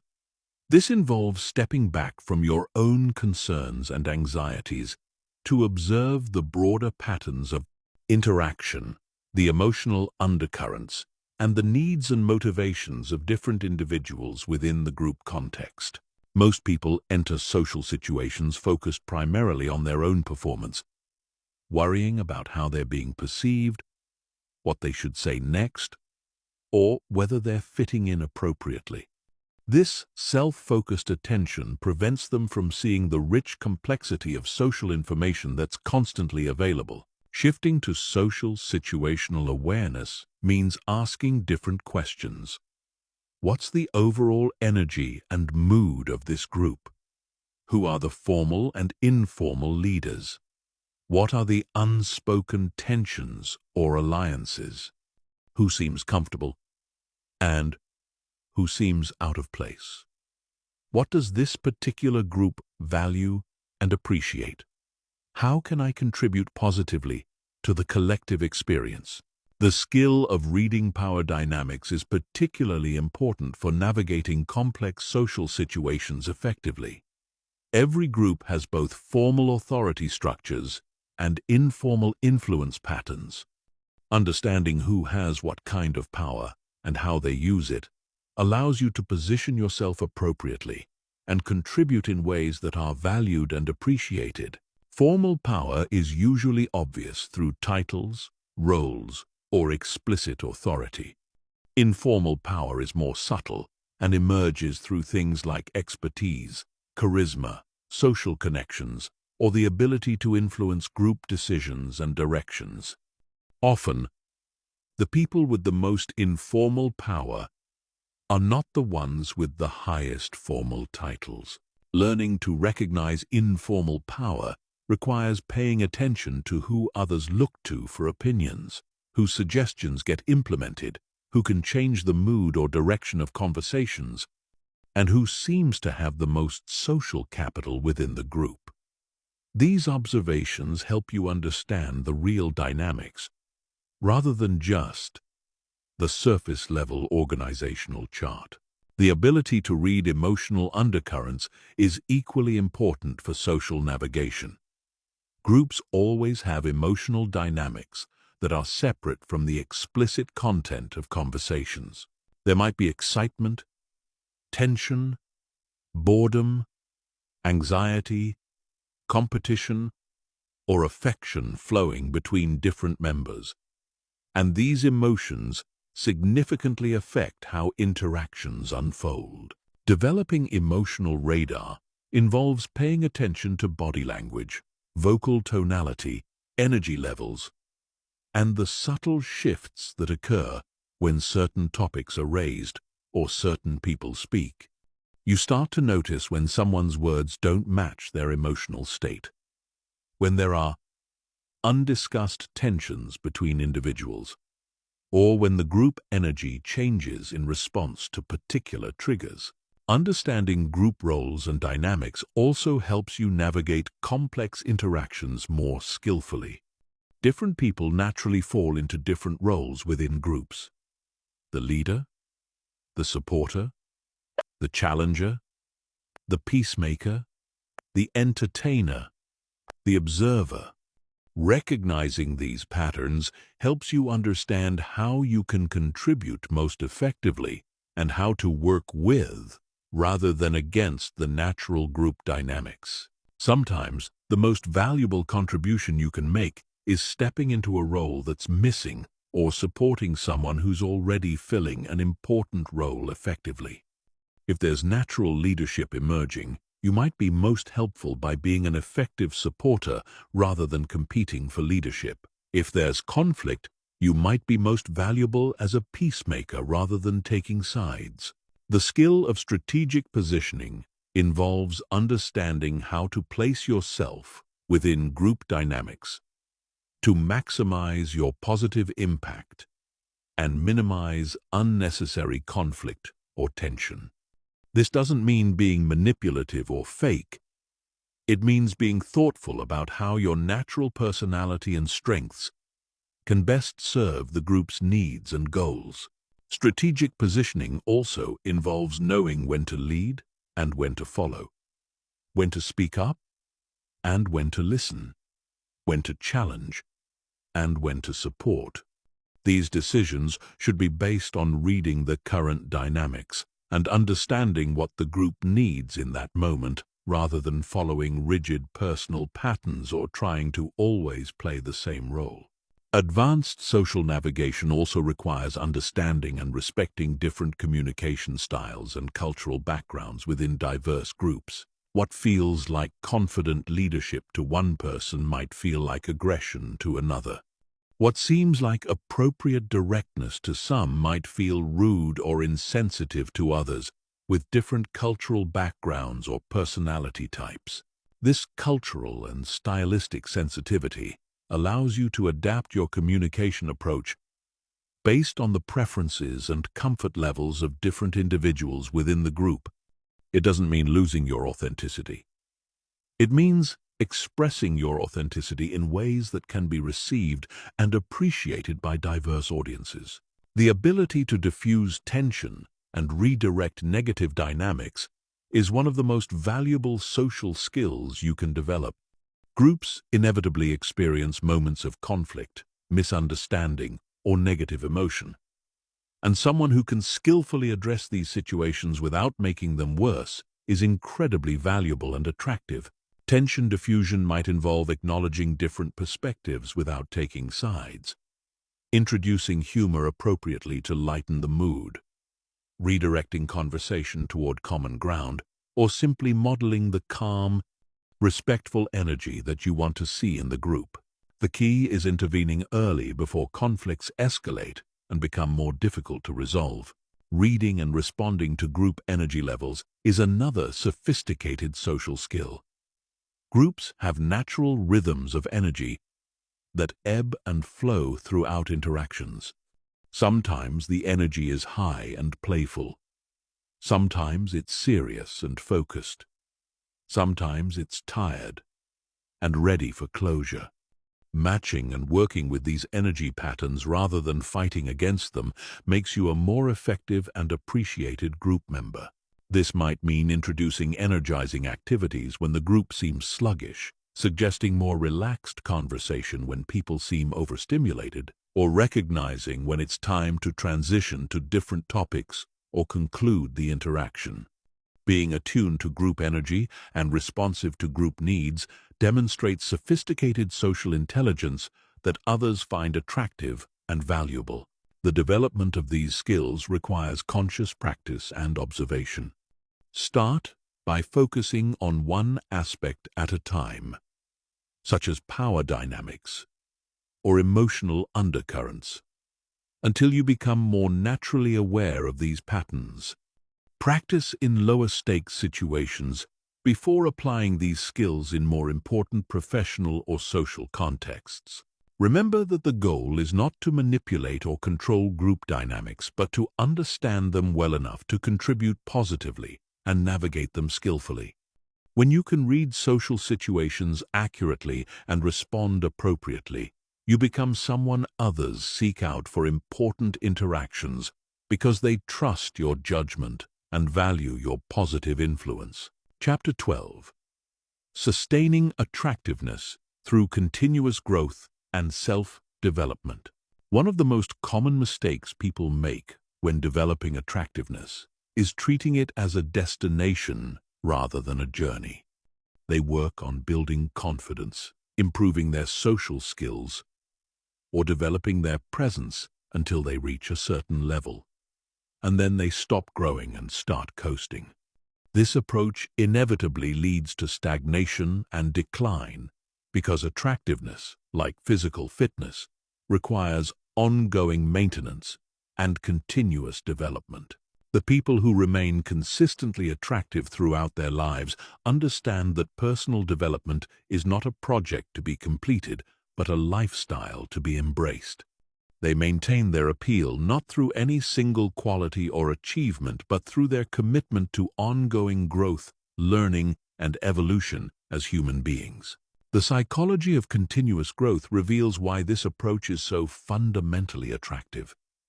Humans are naturally drawn to people who are expanding, evolving, and becoming more capable over time. There's something inherently magnetic about someone who is actively engaged in the process of self-improvement and life enhancement. This attraction to growth is rooted in our evolutionary psychology. Throughout human history, the ability to learn, adapt, and develop new capabilities has been strongly correlated with survival and thriving. People who continue growing signal that they have the mental flexibility and resilience needed to handle whatever challenges life might present. Continuous growth also prevents the staleness and predictability that can undermine long-term attractiveness. When you're constantly learning new things, developing new skills, and exploring new aspects of yourself and the world, you remain interesting and dynamic. There's always something new to discover about you, which keeps relationships fresh and engaging. The foundation of sustainable attractiveness is what researchers call intrinsic motivation, the drive to grow and develop that comes from internal satisfaction, rather than external rewards or validation. People who are intrinsically motivated to improve maintain their development efforts even when no one is watching or rewarding them, because the process itself is fulfilling and meaningful. Developing intrinsic motivation for growth requires connecting your development efforts to your deeper values and long-term vision for your life. When you see personal growth as an expression of your commitment to becoming your best self, rather than as a way to gain approval or achieve specific outcomes, you're more likely to maintain your efforts consistently over time. This means choosing growth opportunities that genuinely interest and challenge you, rather than simply following what others think you should develop. It means pursuing excellence because you value excellence, developing skills because you enjoy mastery, and expanding your capabilities because you're curious about your potential. The practice of continuous learning is fundamental to maintaining long-term attractiveness. This doesn't necessarily mean formal education, although that can be valuable. It means maintaining curiosity about the world and your place in it, seeking out new experiences and perspectives, and remaining open to changing your mind when you encounter better information or ideas. Continuous learners are attractive because they're mentally alive and engaged with the world around them. They have interesting things to talk about, fresh perspectives to share, and the intellectual humility to admit when they don't know something and want to learn more. They avoid the intellectual stagnation that makes people boring and predictable. The areas of learning that tend to enhance attractiveness most include emotional intelligence, communication skills, cultural knowledge, creative expression, physical health, and fitness, and whatever professional or personal interests genuinely fascinate you.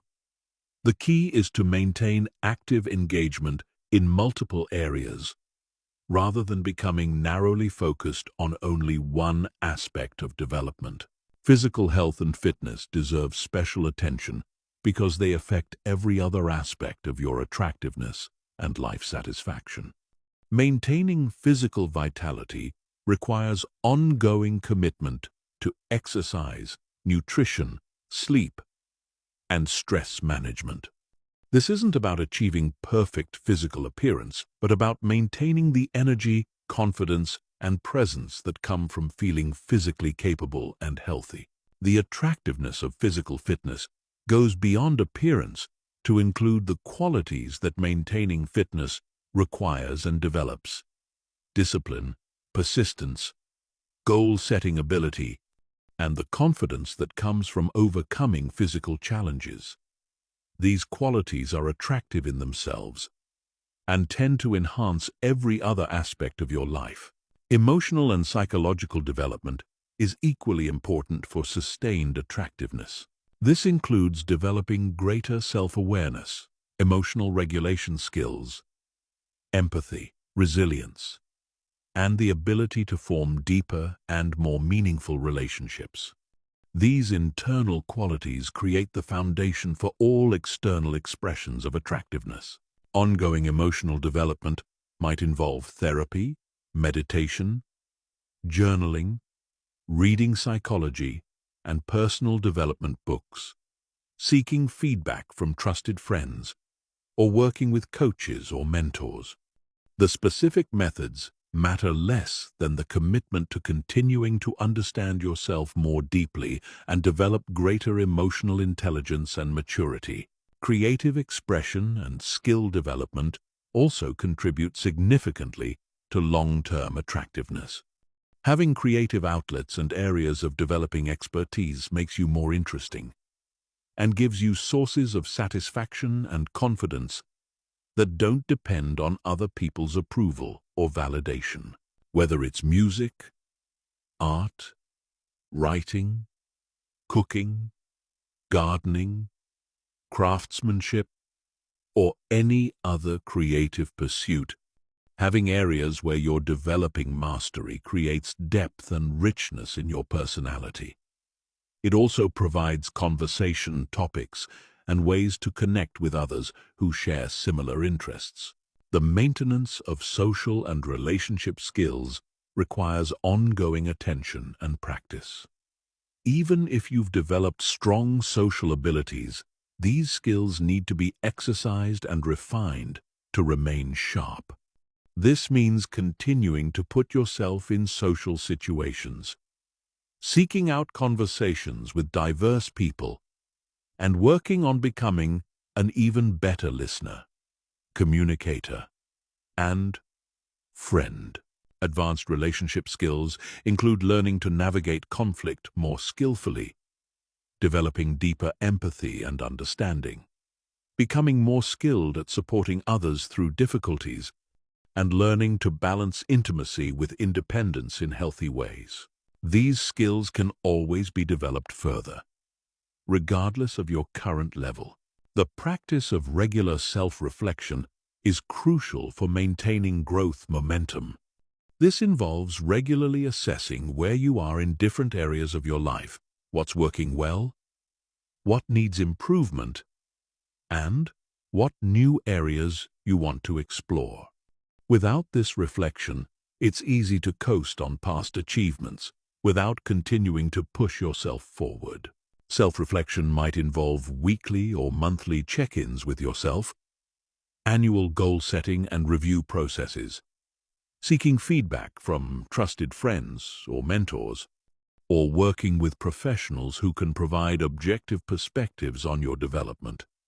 The key is maintaining honest awareness of your current reality and continued commitment to growth. Setting progressive challenges for yourself ensures that you don't become complacent or stop pushing your boundaries. This means regularly setting goals that require you to stretch beyond your current capabilities, whether in professional, personal, creative, or physical domains. These challenges should be significant enough to promote real growth, but achievable enough to maintain confidence and momentum. The process of setting, working toward, and achieving meaningful goals develops confidence, competence, and the attractive quality of being someone who makes things happen rather than just letting life happen to them. The integration of continuous learning, physical maintenance, emotional development, creative expression, social skill refinement, regular self-reflection, and progressive goal setting creates a lifestyle of growth that maintains and enhances attractiveness throughout your life.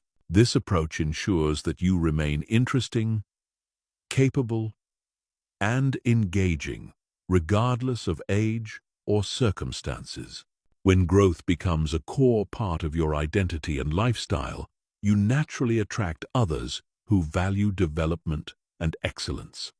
You become part of communities and relationships that support and challenge you to continue evolving, creating upward spirals of growth and satisfaction that benefit every area of your life. Chapter 13. Handling rejection, criticism, and social setbacks with grace and resilience. Nothing tests your attractiveness and social intelligence like how you handle rejection, criticism, and social setbacks. These challenging experiences are inevitable parts of life, and your response to them either enhances or undermines your appeal to others. People who can navigate these difficulties with grace, learn from them constructively, and maintain their confidence and warmth despite setbacks are incredibly attractive because they demonstrate emotional maturity and resilience. The psychology of rejection reveals why it affects people so powerfully and why learning to handle it well is so important for maintaining attractiveness. From an evolutionary perspective, social rejection was literally life-threatening for our ancestors, because survival depended on remaining part of the group. Our brains still process rejection as a threat to survival, which explains why it can feel so devastatingly painful. However, in modern life, most social rejection is not actually threatening to your survival or well-being. Learning to differentiate between the emotional intensity of rejection and its actual significance allows you to respond more proportionally and maintain your emotional equilibrium when facing social disappointments. The most attractive people understand that rejection often has little to do with their inherent worth or attractiveness, and much more to do with compatibility, timing, circumstances, and the other person's current needs and preferences. This perspective allows them to take rejection personally without taking it as a judgment of their fundamental value as a person. Developing this healthy perspective requires understanding that attraction and compatibility are highly subjective and contextual. Someone might reject you not because you're unattractive or unworthy, but because you're not what they're looking for at this particular time, because you remind them of someone who hurt them, because they're dealing with personal issues that make relationships difficult, or simply because there's no chemistry despite your individual qualities. This understanding allows you to maintain compassion for both yourself and the other person when rejection occurs. Instead of becoming bitter, defensive, or self-attacking, you can acknowledge the disappointment while recognizing that rejection is often about incompatibility rather than inadequacy. The skill of handling criticism gracefully is equally important for maintaining attractiveness and continuing to grow. Criticism, whether constructive or not, tends to trigger defensive responses that can make you less attractive and prevent you from learning valuable information about yourself and your impact on others. Attractive people have learned to receive criticism with curiosity rather than defensiveness. They listen to understand what truth might be present in the feedback, even if it's delivered poorly or with negative intentions. They separate the useful information from the emotional charge and use criticism as data for self-improvement rather than evidence of personal attack. This doesn't mean accepting all criticism as valid or allowing others to treat you disrespectfully. It means developing the emotional regulation skills to hear feedback without immediately becoming reactive, and the discernment to evaluate whether criticism contains useful information for your growth. The practice of extracting value from negative feedback requires asking yourself questions like, is there any truth in this criticism that I can learn from? What might I be doing that's creating this response in others? How can I use this information to improve? What does this tell me about this person's values or preferences? This learning orientation toward criticism makes you more attractive because it demonstrates intellectual humility, emotional maturity, and commitment to growth.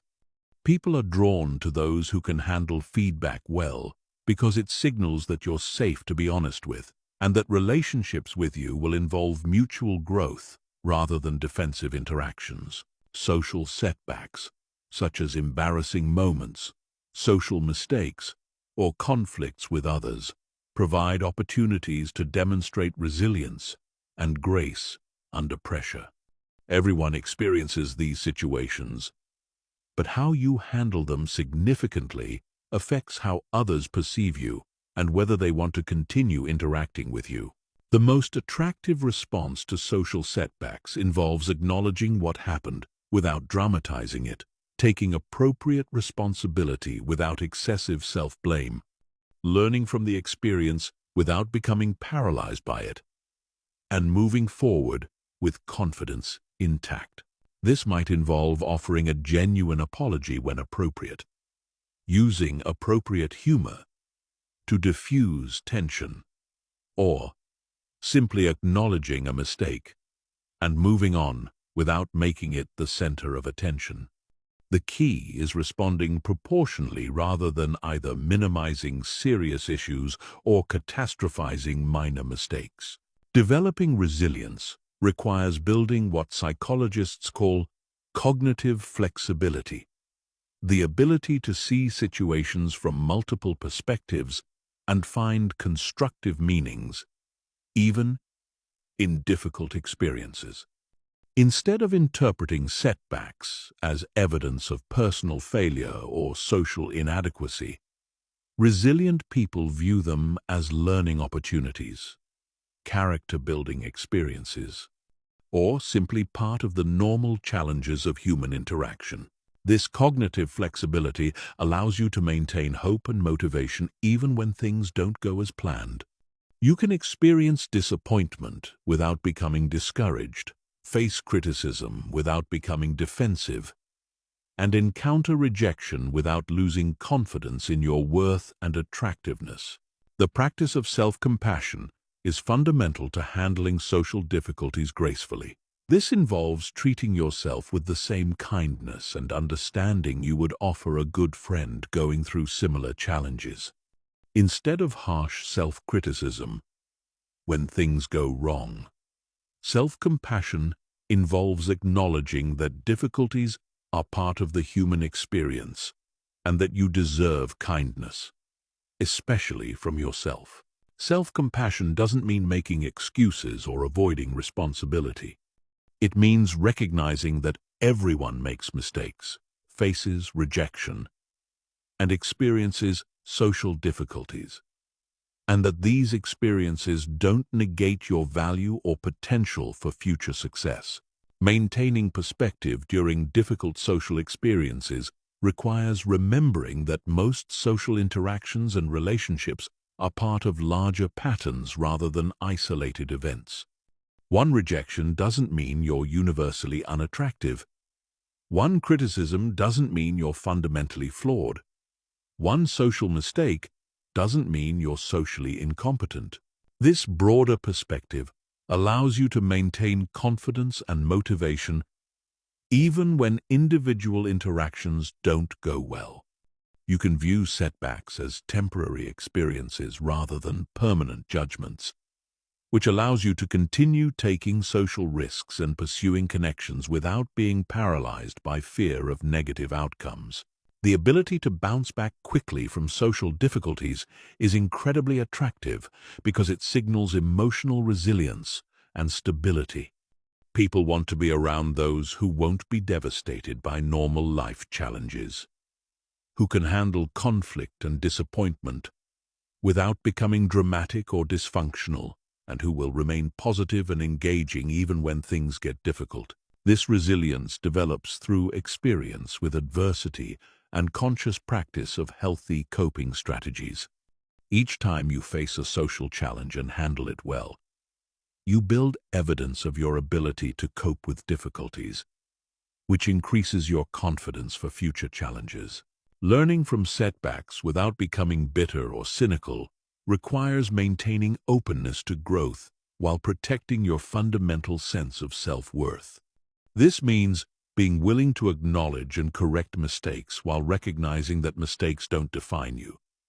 Being open to feedback while maintaining healthy boundaries, and continuing to take social risks while learning from past experiences. The integration of healthy perspective on rejection, graceful handling of criticism, resilient response to setbacks, cognitive flexibility, self-compassion, and the ability to learn from difficulties creates an approach to social challenges that actually enhances rather than undermines your attractiveness. When others see that you can handle difficulties with grace and continue growing from challenging experiences, they're more likely to trust you, respect you, and want to build deeper relationships with you. This approach to social difficulties also creates positive cycles where your resilient responses to challenges improve your social skills increase your confidence, and make you more attractive to others, which leads to more positive social experiences and greater overall social success. Chapter 14. Becoming a person. Others. Seek out. The principles of social magnetism. The highest level of social attractiveness is becoming someone that others actively seek out. Not just tolerate or occasionally enjoy spending time with, but someone whose company is genuinely valued and desired. These socially magnetic individuals have developed a combination of qualities that make others feel better about themselves and more alive when they're around them.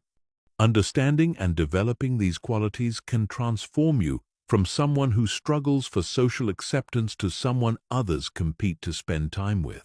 The foundation of social magnetism is what psychologists call positive emotional contagion. Emotions are literally contagious, transmitted through mirror neurons and unconscious mimicry.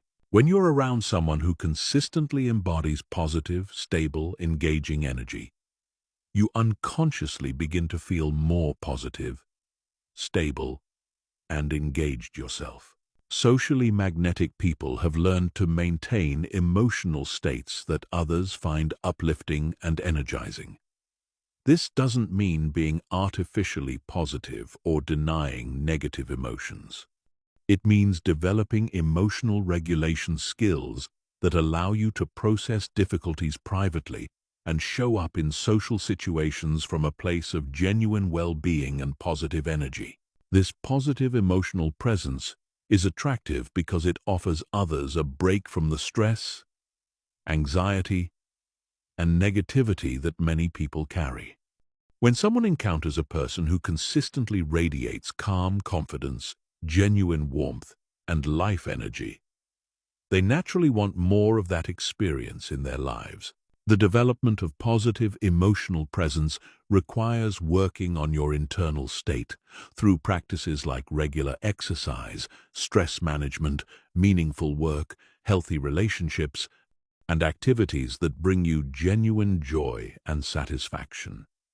You can't fake positive energy consistently. It must emerge from actual well-being and life satisfaction. The second principle of social magnetism is what researchers call unconditional positive regard. This means approaching others with fundamental acceptance and appreciation for who they are, separate from whether they can give you anything or meet your needs.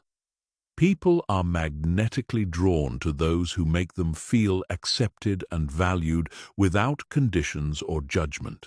This doesn't mean having no standards or boundaries. It means recognizing the inherent worth and dignity of others while maintaining healthy expectations for how you want to be treated. It means being able to appreciate people's positive qualities while being realistic about their limitations.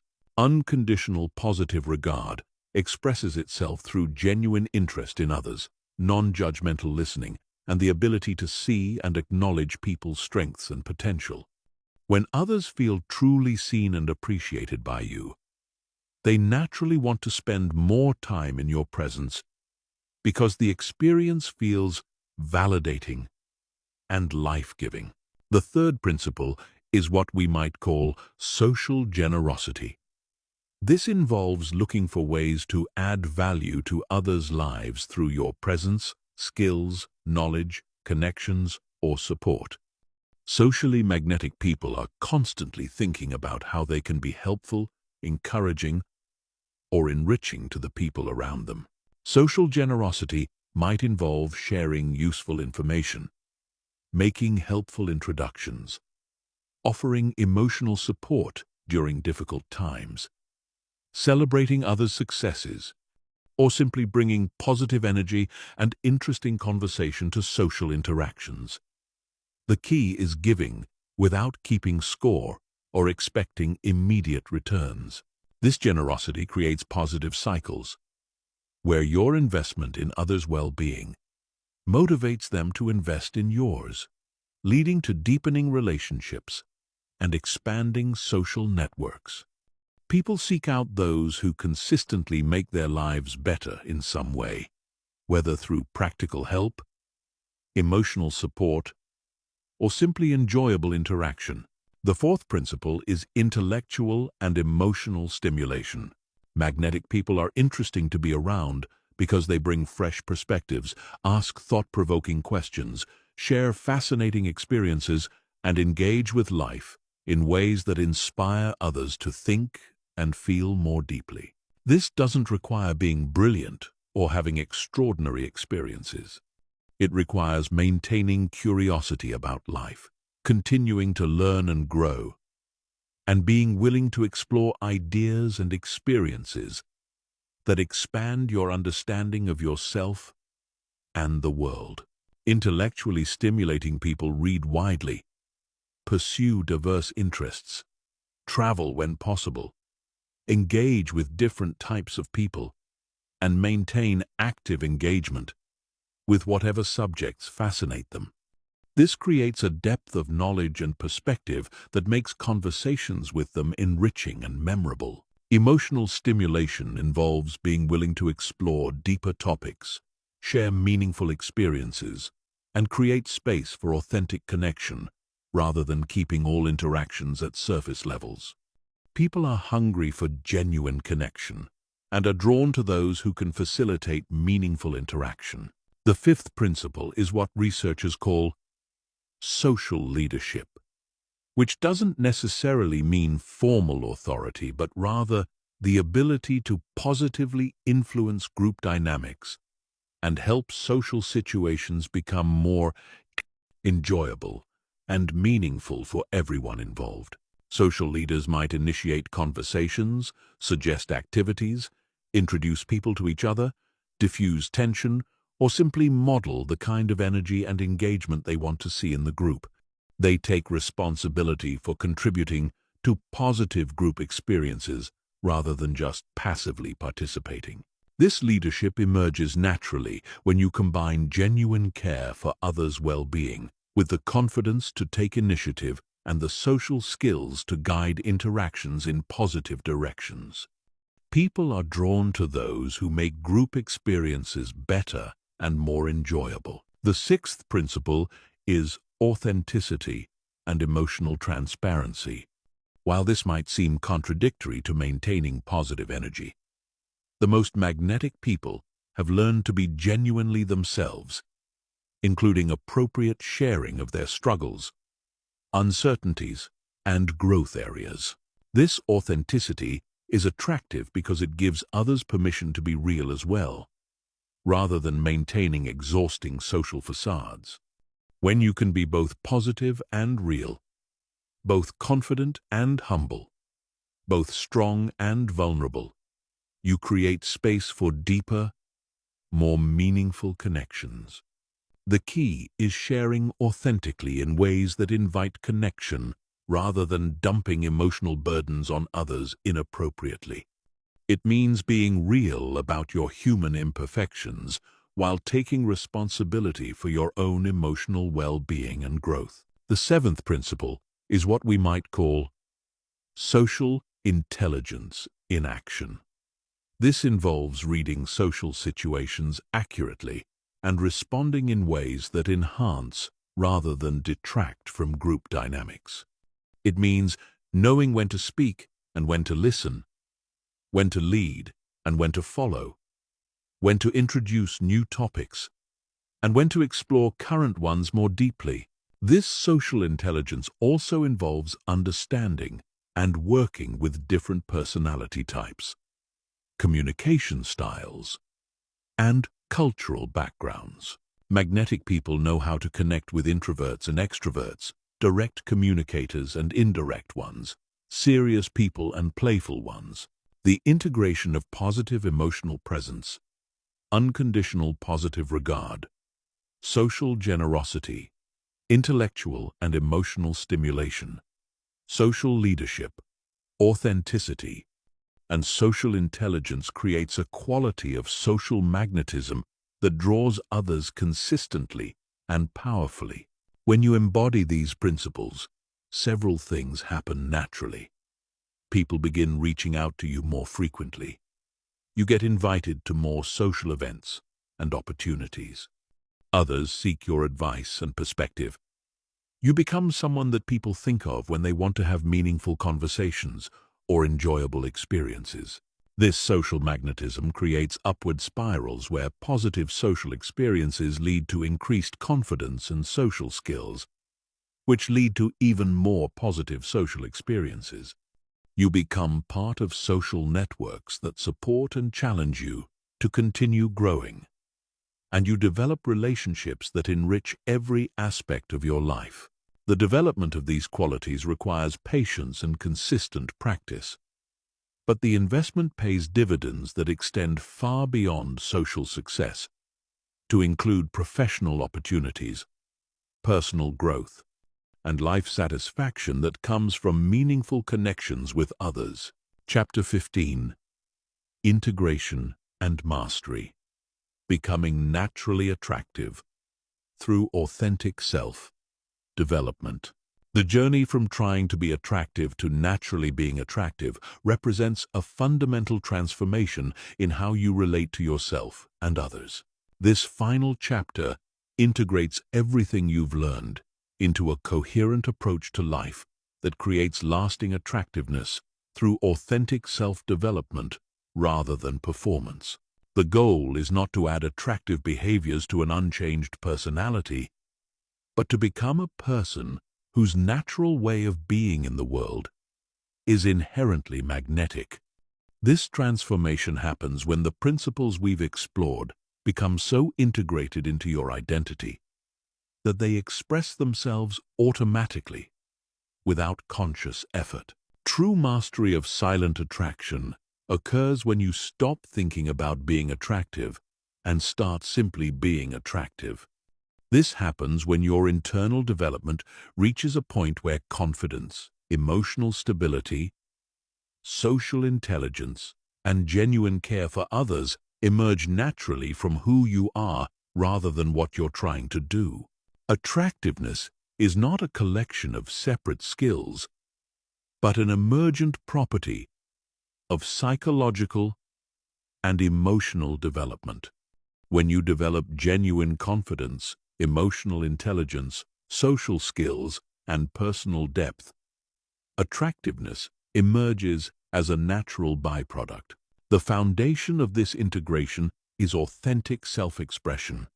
This means developing such a clear sense of who you are, what you value, and what you stand for, that you can express yourself genuinely in any situation without losing your center or compromising your integrity. Authentic self-expression requires extensive self-knowledge. Understanding your strengths and weaknesses, values and priorities, natural communication style, and genuine interests and passions. When you know yourself deeply, you can be yourself consistently, creating the coherence and authenticity that others find magnetic. This authenticity is attractive because it's rare. When others encounter someone who is genuinely themselves regardless of social context, it's both refreshing and inspiring. It gives others permission to be more authentic as well. Developing authentic self-expression requires courage to be yourself, even when it's not popular or immediately rewarded. Express your genuine thoughts respectfully. Pursue your real interests rather than what you think will impress others. And make decisions based on your values rather than social pressure. This courage develops through practice and positive experiences with authenticity. Each time you express yourself genuinely and experience acceptance, you build confidence in your authentic self. Each time you compromise authenticity for approval and feel dissatisfied, you strengthen your motivation to be more genuine. The integration process involves effortless excellence, developing the skills we've discussed to such a level that they become automatic expressions of who you are rather than conscious techniques you remember to use. Effortless excellence develops through deliberate practice, consistently working on skills just beyond your comfort zone, with full attention and intention to improve. Over time, advanced skills become natural and automatic, allowing you to focus on even higher levels of development. This means practicing emotional regulation until maintaining calm confidence becomes your natural state. Developing social intelligence until reading group dynamics and responding appropriately becomes instinctive. The goal is natural competence that allows you to navigate life's challenges with grace and effectiveness while remaining genuinely yourself. The transformation also involves shifting from external validation to internal satisfaction as your primary source of self-worth. When your sense of value comes from your own assessment of your growth, contribution, and authenticity, rather than others' approval, you become more attractive because you're not needy or desperate for validation. This internal orientation allows you to engage with others from abundance rather than scarcity. You can be genuinely interested in others because you're not constantly worried about whether they like you. You can express yourself authentically because you don't need their approval to feel good about yourself. This shift requires developing intrinsic motivation, where your drive to grow comes from internal satisfaction rather than external rewards. When you're motivated by the joy of learning, the satisfaction of contributing, and the fulfillment of expressing your authentic self, you become naturally attractive because your energy is positive and self-generated.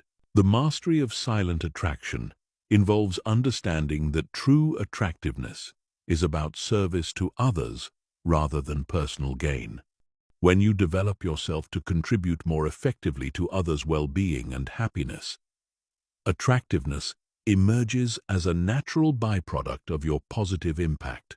This service orientation doesn't mean self-sacrifice or people-pleasing. Develop yourself to be genuinely helpful, supportive, and enriching to others' lives. When people feel better about themselves and more alive when they're around you, they naturally want more of your presence. This contribution-focused approach ensures your growth benefits not only yourself but everyone you interact with, creating positive cycles that enhance every area of your life. You become attractive not because you're trying to be, but because you're genuinely making others' lives better through your presence, skills, and attention. The final aspect of integration involves understanding that this transformation is ongoing rather than completed. Authentic self-development is a lifelong process of growth, learning, and evolution. The most attractive people understand that they're always becoming rather than already finished. This growth orientation keeps you interesting and dynamic throughout your life. There's always something new to discover about you, new depths to explore, new skills being developed. This continued evolution prevents stagnation and keeps you engaged with life in ways that inspire others. The integration of authentic self-expression, effortless excellence, internal validation, service orientation, and commitment to ongoing growth creates a way of being that is inherently and sustainably attractive. You become someone others naturally want to be around, not because you're performing attractiveness, but because you're genuinely living in ways that create positive experiences for everyone involved. This transformation represents the ultimate goal of personal development. Becoming a person whose natural way of being creates value for yourself and others while expressing your authentic potential. When you reach this level of integration, attractiveness becomes not something you do but something you are, emerging naturally from the depth of your character and the quality of your presence in the world.